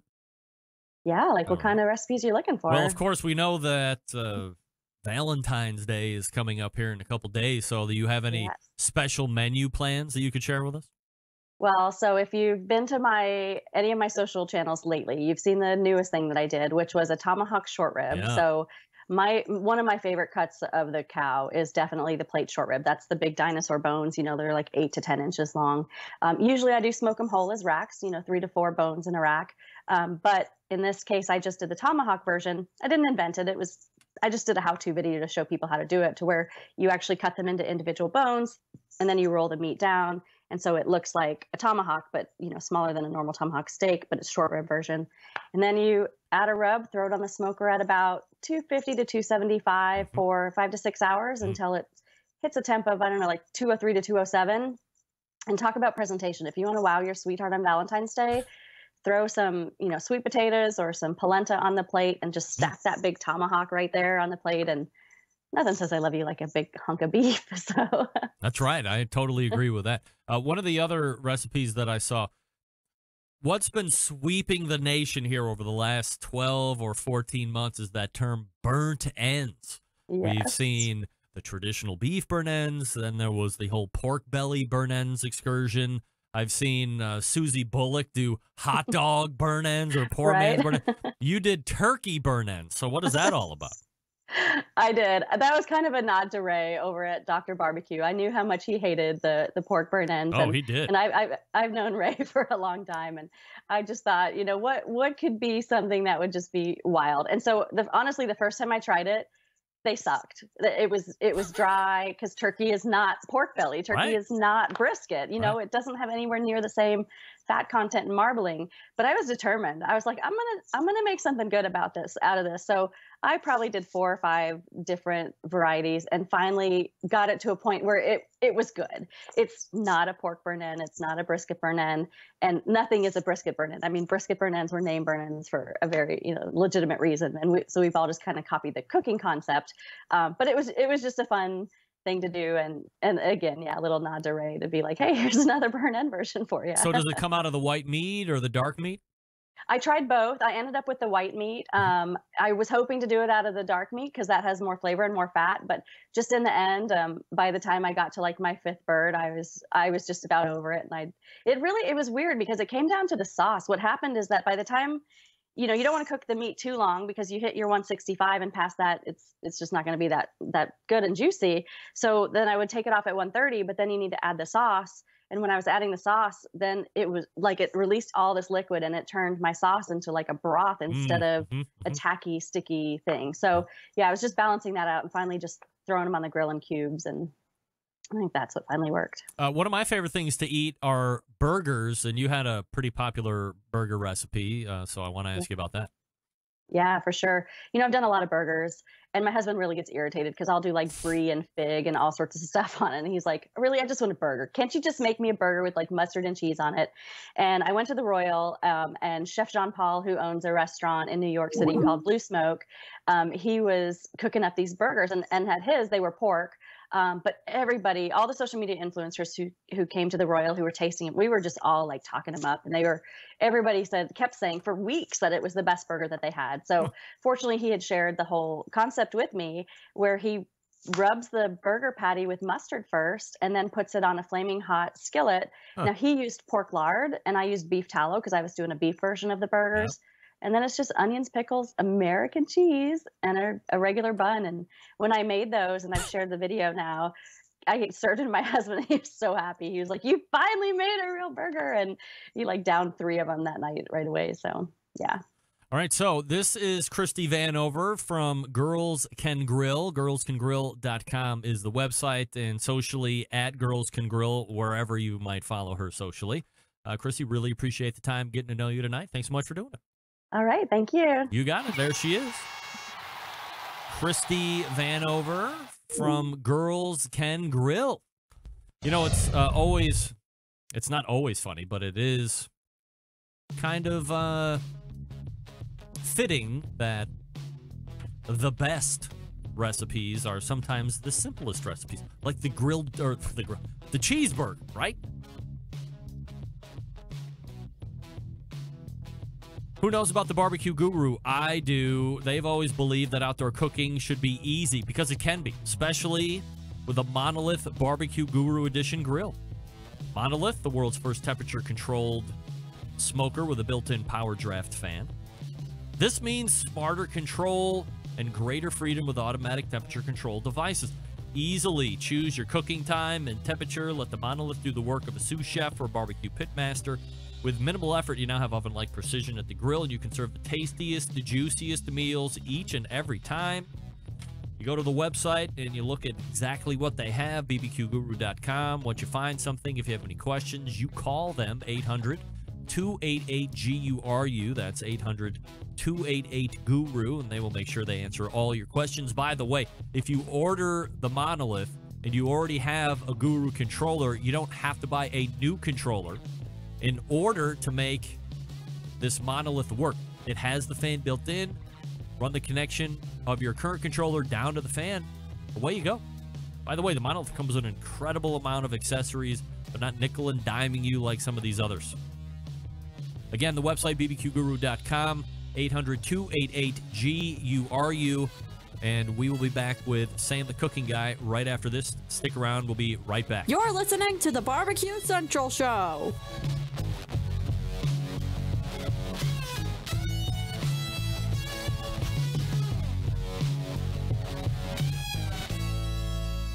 Continuing to produce incredibly mediocre content in an exceptionally professional way. You're listening and watching the Barbecue Central Show. Once again, here's your host, Greg Rampey. All right, welcome back. This segment brought to you by Fireboard. Monitor up to 6 different temperatures simultaneously. Connect to Wi-Fi for cloud-based monitoring, or connect via Bluetooth. If you have Alexa or the Google Assistant in your home, you're in luck. Fireboard, fully integrated with both. I'm going to find out about that in the next week or two. Fireboard.com, the website. Call 816-945-2232 if you have any questions or you would like to order through the phone.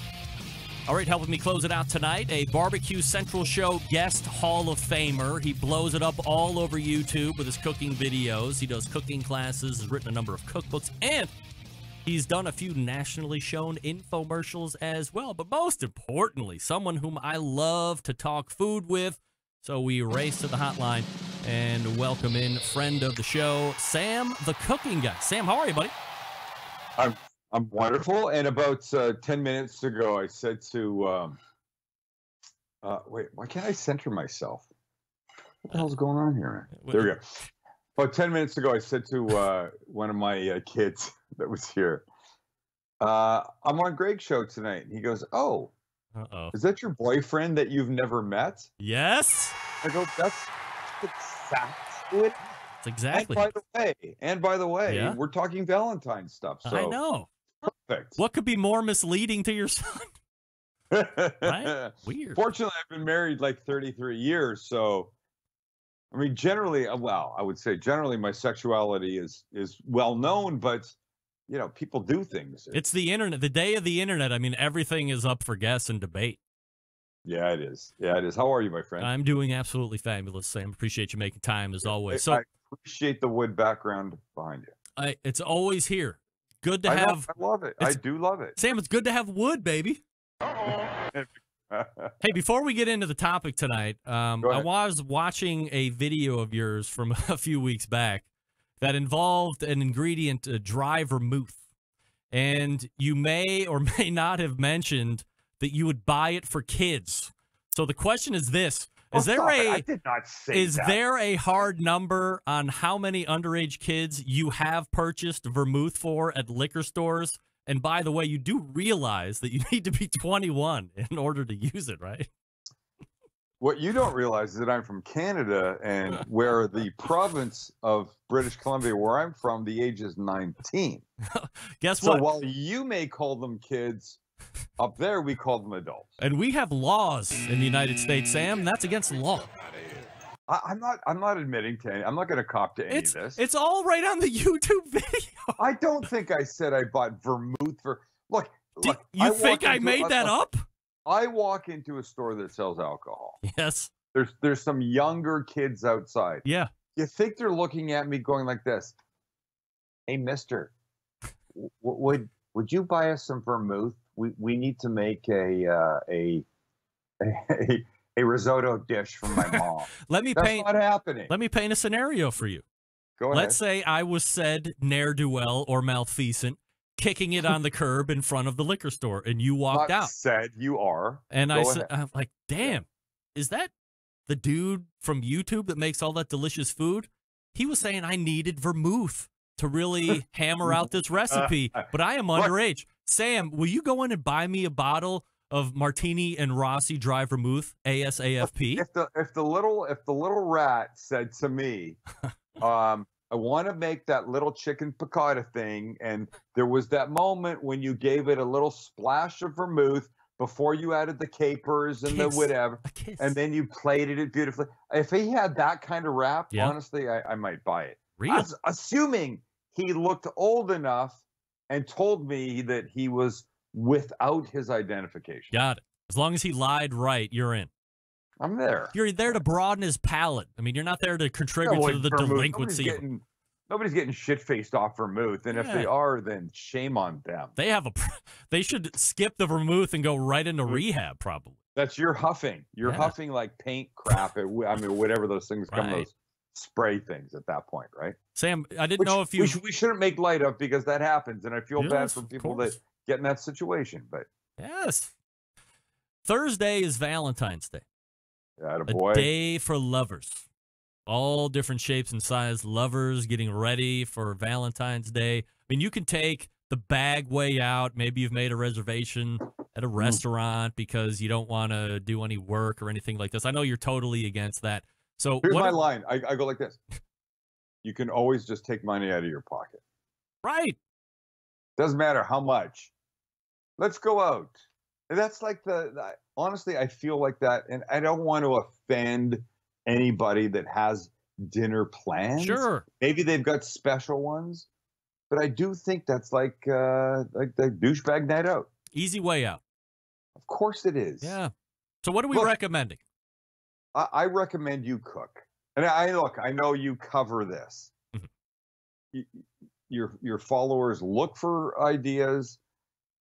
I think if you're a guy, and we're both guys, and I do know that a lot of your audience are male. Sure. You have to cook what the female wants that day. I don't care what you want. It's not about you. And definitely, if my house is anything like many people's houses, a big ass ribeye with about an inch of fat all the way around the outside, that is not cutting it. Yeah. It's not going to make it. My wife, who now loves a ribeye, her favorite is a fillet. Yeah. But don't do that. You're going to piss people off. Now you're going to make some guy go grab like a 12-inch freaking, tomahawk ribeye and cook it for the girl, and she's going to be like, well, I do like other things, and maybe you could have made me a. I'm just saying that if day, she wants a ribeye, do the ribeye. If she wants 64 other freaking days, Greg. If you want, if she wants a filet, then she gets a filet. That's fine. When you say it like that, it sounds weird and creepy. It does. It does. Quick, JD, how many L's are in filet? 2. 2. Fillet. So look, I do this. I would make a filet for Kelly because I know that's really in her heart. Yes. In her heart, right? when it came off the grill, and I'm a big fan of off the grill these days. Big fan. Yep. I got my game down out there. And I'm gonna let me just say to your audience, the key to sous vide you still there? Yes, it's called multiple shots. Okay, I'm sorry. I'm an expert. You went away, and I thought everybody went away. Oh, no, relax. Okay, I appreciate it. Look, I think the key to sous vide steak, but on a grill that has way more flavor, is you put it on and you turn it like almost every 30, 45 seconds until the instant read, the really good digital instant read thermometer reads whatever you want, 128, 125, 132, like I would do for Kelly. Mm-hmm. If you continually turn it, it will not get this layer of gray here and gray there and just pink in the middle. It'll be perfect all the way around. Okay, that being said, here's what I like to do. I like to take that perfect filet. I put it on a plate that already has cauliflower mash on it. Mm. Are you into that? Love it. I think it's fantastic. It's great. And you know, this is not a Me Too moment. It's nothing sexist. But I will say I think most women appreciate the cauliflower mash versus a potato mash. And it's almost the same thing. So you've got it on the plate. You've given it a little love with good kosher salt and some really good olive oil and some pepper and some Parmesan cheese. So it's got some substance to it. Mm-hmm. It's on the plate. The steak goes on.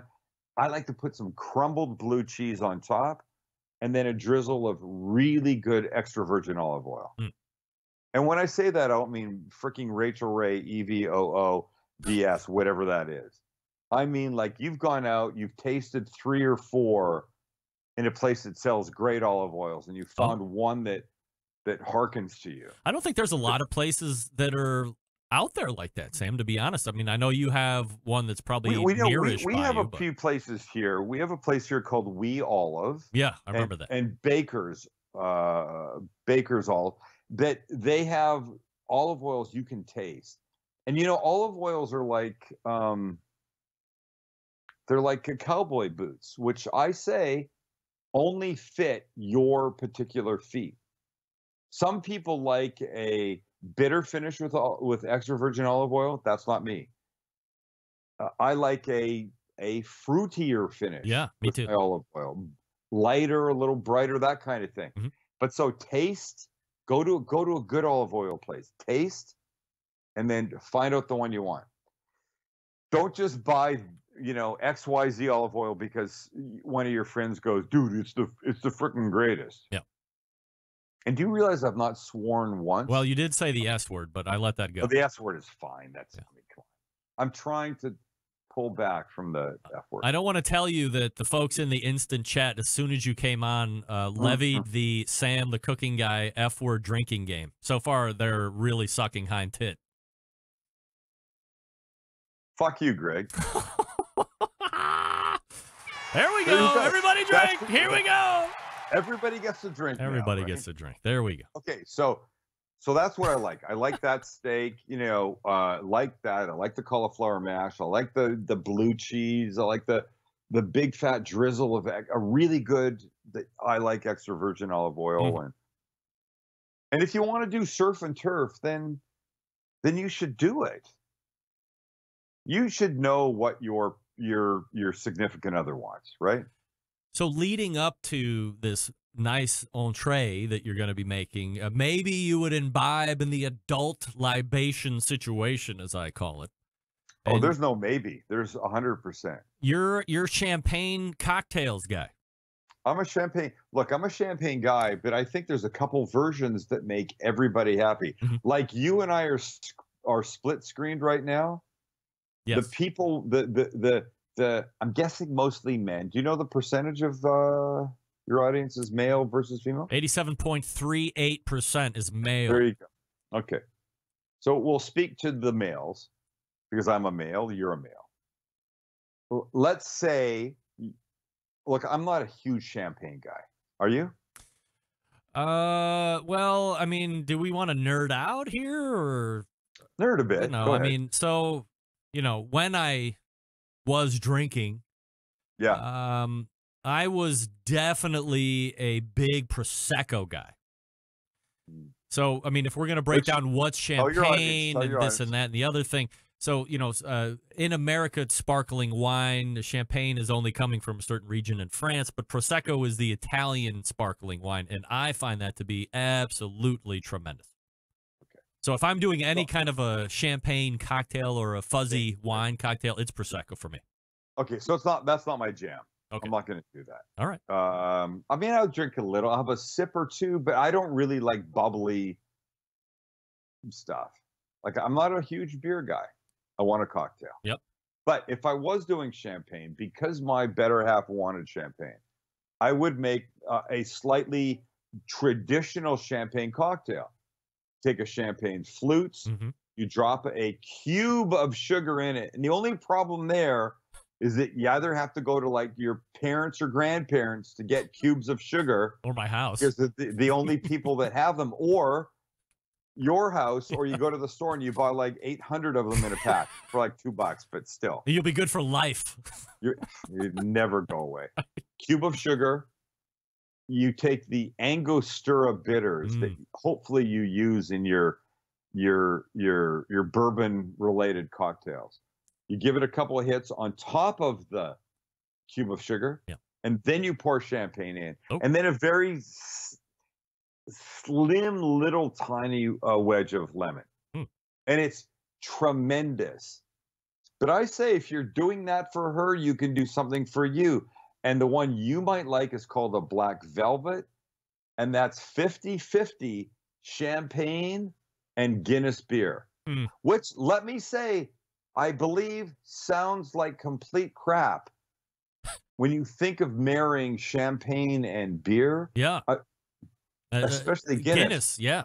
I'm just going to tell you, something magical happens. It's jet black, and there's no way getting around that. And it's going to be very different from the champagne cocktail you make for your loved one. I'm just telling you, it's a way to drink champagne that's really freaking good. Have you had, we're going to diverge here just for a second, but have you ever had, talking about things that seem and look weird but taste magical, have you ever had a pickleback shot? 100%. Yeah. Like, it seems bizarre, but wow, it works. A shot of scotch. Well, we used Crown. Okay. Crown Royal, beautiful. Yeah. By the way, how many marbles did I keep in those Crown Royal bags? Yeah, all of them. That my dad gave me back when I was a little kid. So you've got Crown in a shot, and you've got pickle juice. Yeah. Just the juice from a jar of pickles. And the crazy thing is, no matter how wicked that shot of Crown or whatever alcohol you use, and it should be something brown-ish and scotch-ish or bourbon-ish, whatever.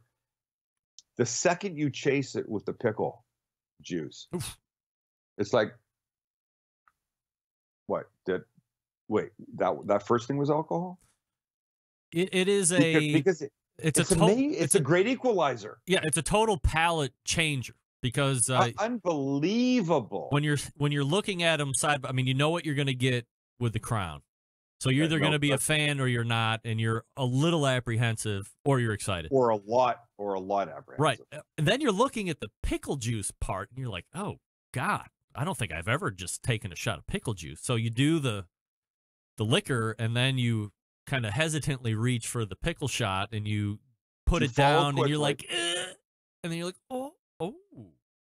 I mean, you should have seen it was just like that in my backyard like 2 years ago when we started doing it.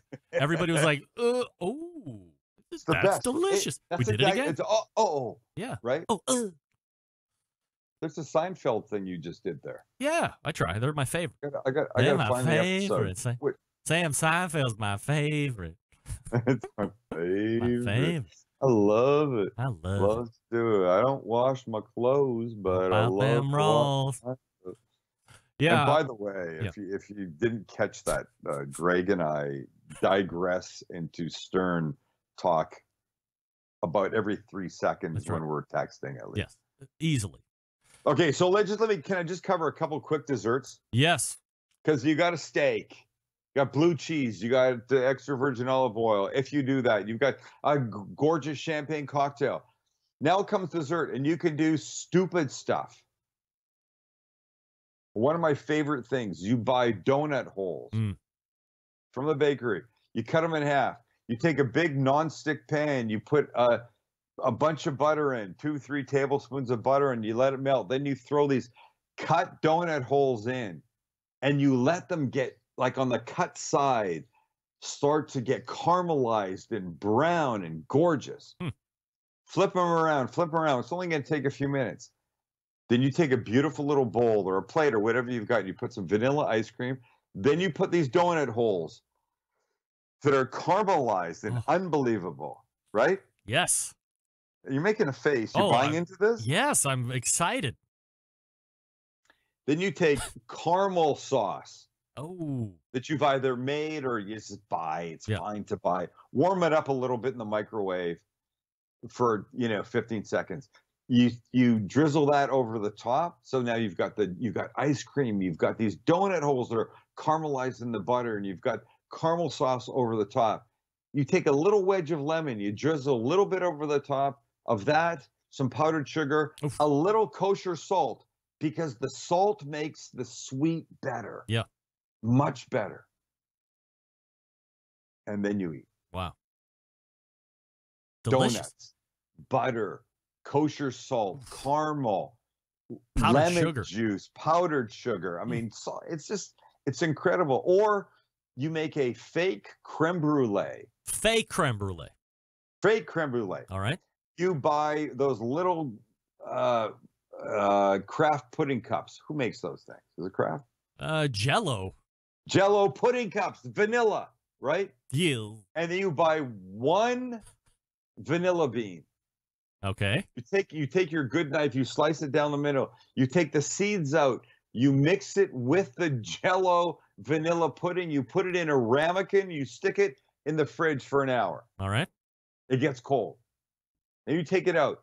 You sprinkle about a tablespoon of sugar on top. You take a torch. You have a torch. Do you have a torch? Yes. You take a torch, you blast the top of it. You get it all gorgeously golden brown and crunchy. Then you put it back in the fridge for another 10 minutes. Ooh. Then you bring it out.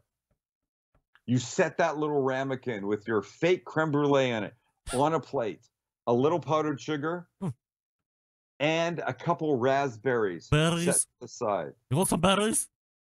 And if you're really on your game, you'll take a piece of paper. I can't do it.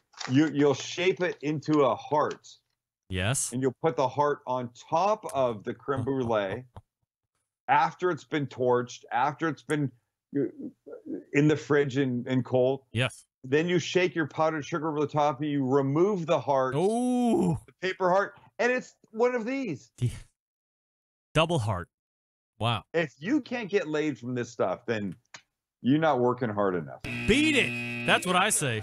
Hit the bricks, pal, and beat it, because you are going out. Wow. Exactly. Wow. Those are two great desserts and easy. I can't believe. How long has fake creme brulee been out? Oh, shit. You know what? I did fake creme brulee like when I was first doing cooking classes way back. And a guy came to one of my cooking classes, and in the middle, I say, anybody have a question or anything? And the guy puts his banana, I go, yeah. And he goes, that fake creme brulee you did? And I'm expecting him to go, genius, thank you. And he goes, that pissed me and my wife off so much. What? I'm like, well, you guys just really got to get a life. Because I would argue that I could make that. Why did it make him so mad? I don't know. Because when he saw creme brulee on the video or whatever, he expected the full-on version. And do you know what a pain in the ass creme brulee is? Yes. There's a double boiler involved. We used to do it. We were really big into making creme brulee like 5 or 6 years ago. We bought all the friggin' ramekins. That's why I have the torch. It was a whole thing. Ridiculous. It's ridiculous. And by the way, for the grill people that are going to do everything off the grill and don't want to do the creme brulee or the donut thing, pound cake or angel food cake sliced on your hot grill, then with some whipping cream and berries on top, that'll still get you laid. So we got champagne cocktails. We got Go ahead. desserts. Yes. We have Yes. main courses that you should be preparing with her or him in mind, your loved one. Absolutely. Whatever it Why is. not? What? One day, is it going to kill you? No. You know, according to Meathead in the first hour, Sam, do you know how many dinners or meals we're going to have over our lifetime? Nearly 8,000. That doesn't seem like a lot to me for some Does it? 8,000? That's a lot. So think 3 meals a day. Yeah. Times. We're not going to do this math, really. 80 years? I can't do that, man. There's Stern no way. could do it. He'd get the calculator. He'd get the Fred calculator would out. bring out the calculator. Carry the one. 578 billion dinners over my lifetime. I think that's probably what the answer sounds is. right to me. Yes. That seems a little bit more realistic. But wait, my kids do this thing called second dinner, 2D, they call it. Second dinner? See, you've just got girls. Yes. Have boys. You have just boys. My boys understand something called 2D. So they have dinner and then they have another dinner later? Yeah, it's like, like 10 o'clock. Is it like maybe 11? Is it leftovers of 1D or is 2D a whole separate situation? Whatever they're working on, whatever they feel like. You're just fostering their food, encouragement, and ingenuity. That's exactly what I do. Sam, be honest for a second here. I mean, if they're home and they're starting to cook, if you're not around, will they come? If you're just, I don't know, you're in the office counting your Emmys or doing whatever it is that you do. Because I do that on a regular basis. I would imagine. Make sure the count's all still there. Nobody's pawned one off on Craigslist San Diego. Right. Kelly ripped one and took it to her mother or something. Right. Okay. That's right. Do they come and find you out and say, hey, I'm trying to do this thing. I would really love your input, or can you help me here? Or do they not want any part of it? 100% they call. Yes. I'm making this. I'm at the store. I want to make this recipe of yours. Which one of these things do I buy? Oh. The youngest one texted me a few years ago. He was still in college, and he goes, Kim, I'm making this steak thing, blah, blah, blah. And somewhere in the text was, my steaks are frozen and blah, blah, blah.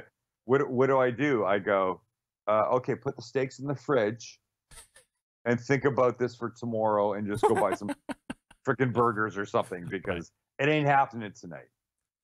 It was a stir fry or something. Sure. Last question before I let you go. Go ahead. How's the taco place go? Not tacos. And the Little Italy Food Hall in San Diego is doing really well. We're really happy. We have some big taco changes coming up.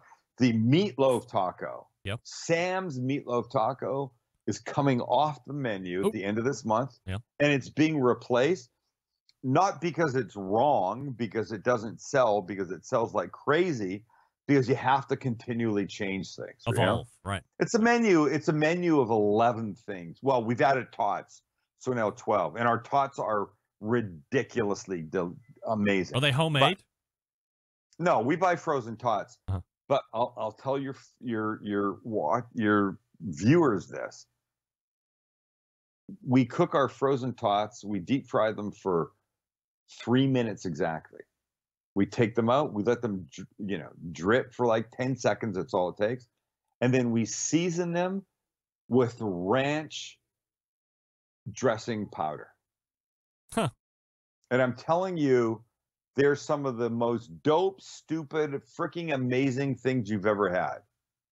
And now we're working on a campaign to encourage you to order items off the menu like pulled pork or macaroni and cheese or a fried egg and put them on your tots with the hashtag, show us your tots. Very nice. I see what you're doing there. That could go viral. We hope. So, but new tacos coming up. Meatloaf's going away. Cheeseburger tacos coming up. Ah. Curried egg salad's going away. A lamb taco with a parsley, tomato, cucumber salad on the bottom, tzatziki, and then this marinated lamb with cumin and lemon juice and garlic. I mean, it's fantastic. It's fantastic. Do you, at this point, want to share where the break-even number of tacos is over the course of the day, or what? Why do we have to do this? Okay, if I sell 8 tacos a day, we're breaking even. Fine. Okay. Do you see how easy that could have been? You do. Do you see how easy that could have been? Where is the fascination with this, my friend? Because I'm a show, Sam. I don't know if you knew about it. I'm celebrating my 11th year of live shows, by the way. I think I do know that. Yeah. This show is somewhat, from time to time, entertaining. I have some really great guests on here, but always great guests. Mostly, I'm trying to be a vehicle of information. So, if you think people watching want to know what my break-even is, why are you asking me to explain myself, and then you're just blowing right over the top of me? Give me a second to get my stuff out here. Go ahead. Just say what you have to say. Maybe there's a guy in Tulsa who had fancied opening up a taco-style restaurant. Maybe a not taco, but something along the lines. And he's like, I just don't know. Oh, I'm tuning into the show.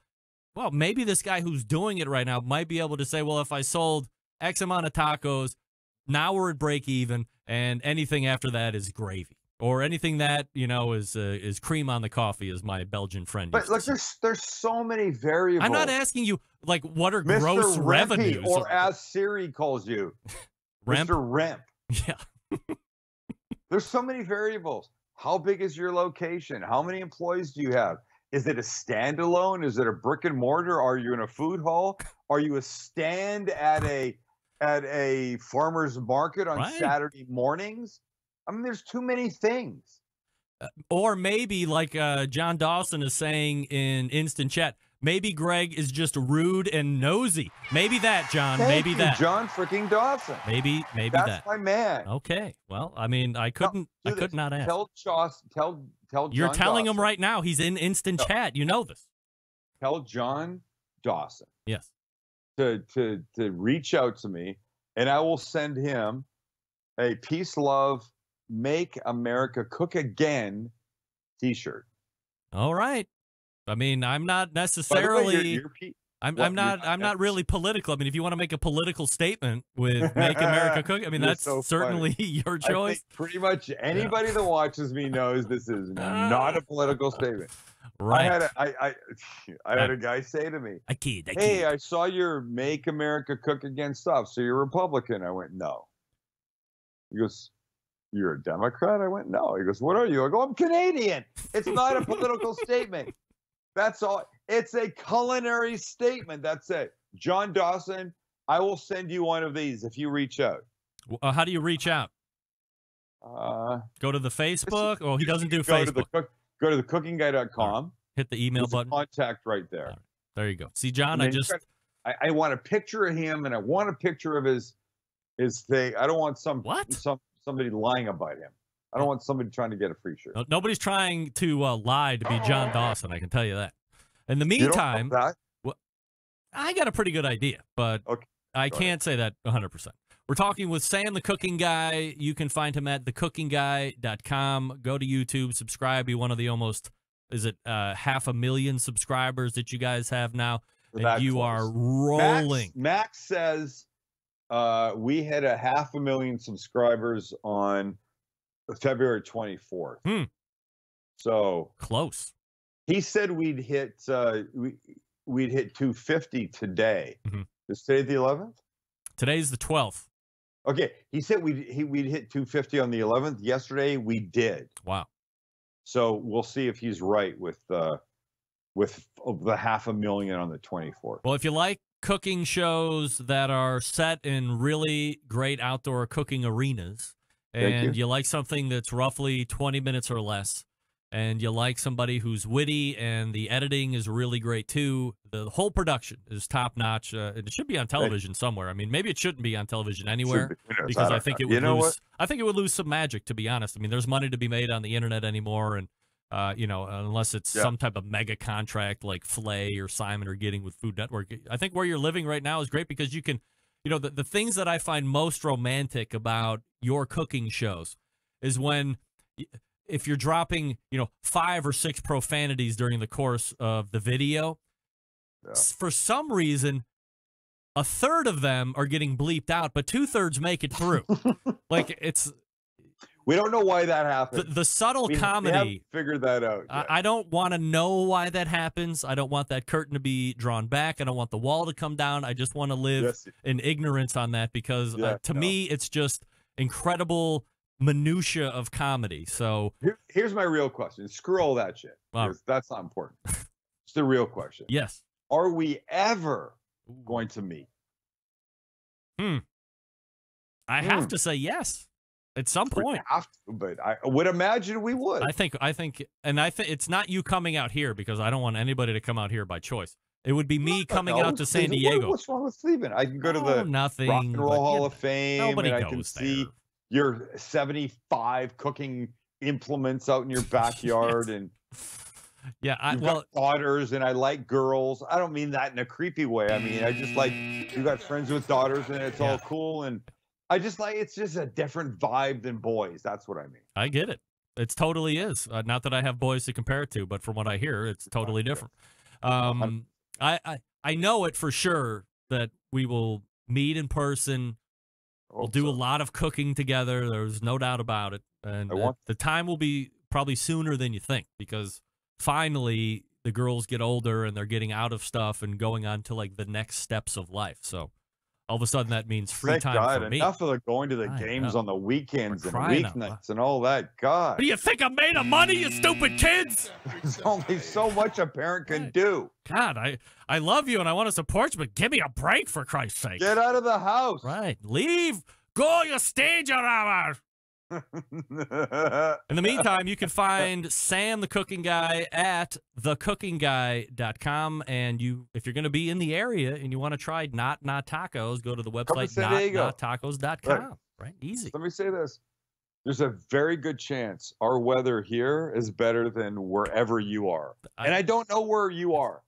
I mean, I know where you are, Greg, but I don't know where your viewers are, but there's a very good chance we have better weather than most of you. No doubt about it. Sam, always appreciate the time. Happy Valentine's Day to everybody. Thank you, brother. You got it. There he is, Sam, the Cooking Guy. Killing it, as always, pulling overtime, which I certainly appreciate. And there you have it. thecookingguy.com and his restaurant website, Not Taco. Oh, that was the wrong button. Not Taco. Okay. Okay. There we go. Let's go ahead and wrap it up. Stick around. We'll be right back. Hey, this is John Dawson of Patio Daddy BBQ in Boise, Idaho, and I've got it locked on the 50,000 gigawatt blowtorch of the internet that is Barbecue Central. Well timed, John. Way to go. Full racks. Who knew? Legs and thighs. Maddie, my daughter, celebrating birthdays. She rolled out an idea at the top of the show. You might think you found the best Triple X show ever. Let's get back to the most homoerotic host out there today, Greg Rempe. All right, and we thank Sam, the Cooking Guy, once again for joining me last segment. Thecookingguy.com is the website, nottacos.com if you're in San Diego and you're going to be by his restaurant. Go to Google. They have it all listed out there for addresses and so forth. Nottacos.com will also have that and the menu up to date. All the way back in the first hour, we talked with Meathead from AmazingRibs.com, talking about cocktails and things to smoke and or grill along with them. Second hour, we talked with Christy Vanover, Girls Can Grill, girlscangrill.com, at Girls Can Grill on a number of the social media channels that she's available on, but the name is the same, Girls Can Grill. Closing it out with Sam the Cooking Guy, Sam Zion. Cookingguy.com is website, nottacos.com, his restaurant website. Big show planned for you next week. Of course, Stephen Reichland, the Barbecue Hall of Famer, locked and loaded. Robin Lindar's locked and loaded, just to name a few. September 11th, 2001, I will never forget. Once again, happy birthday to my daughter, Madison Rempe, turning 16 tomorrow. And until next Tuesday at 9 p.m. Eastern Standard Time, this is your program host and proud U.S. American, Greg Rempe. Good night now.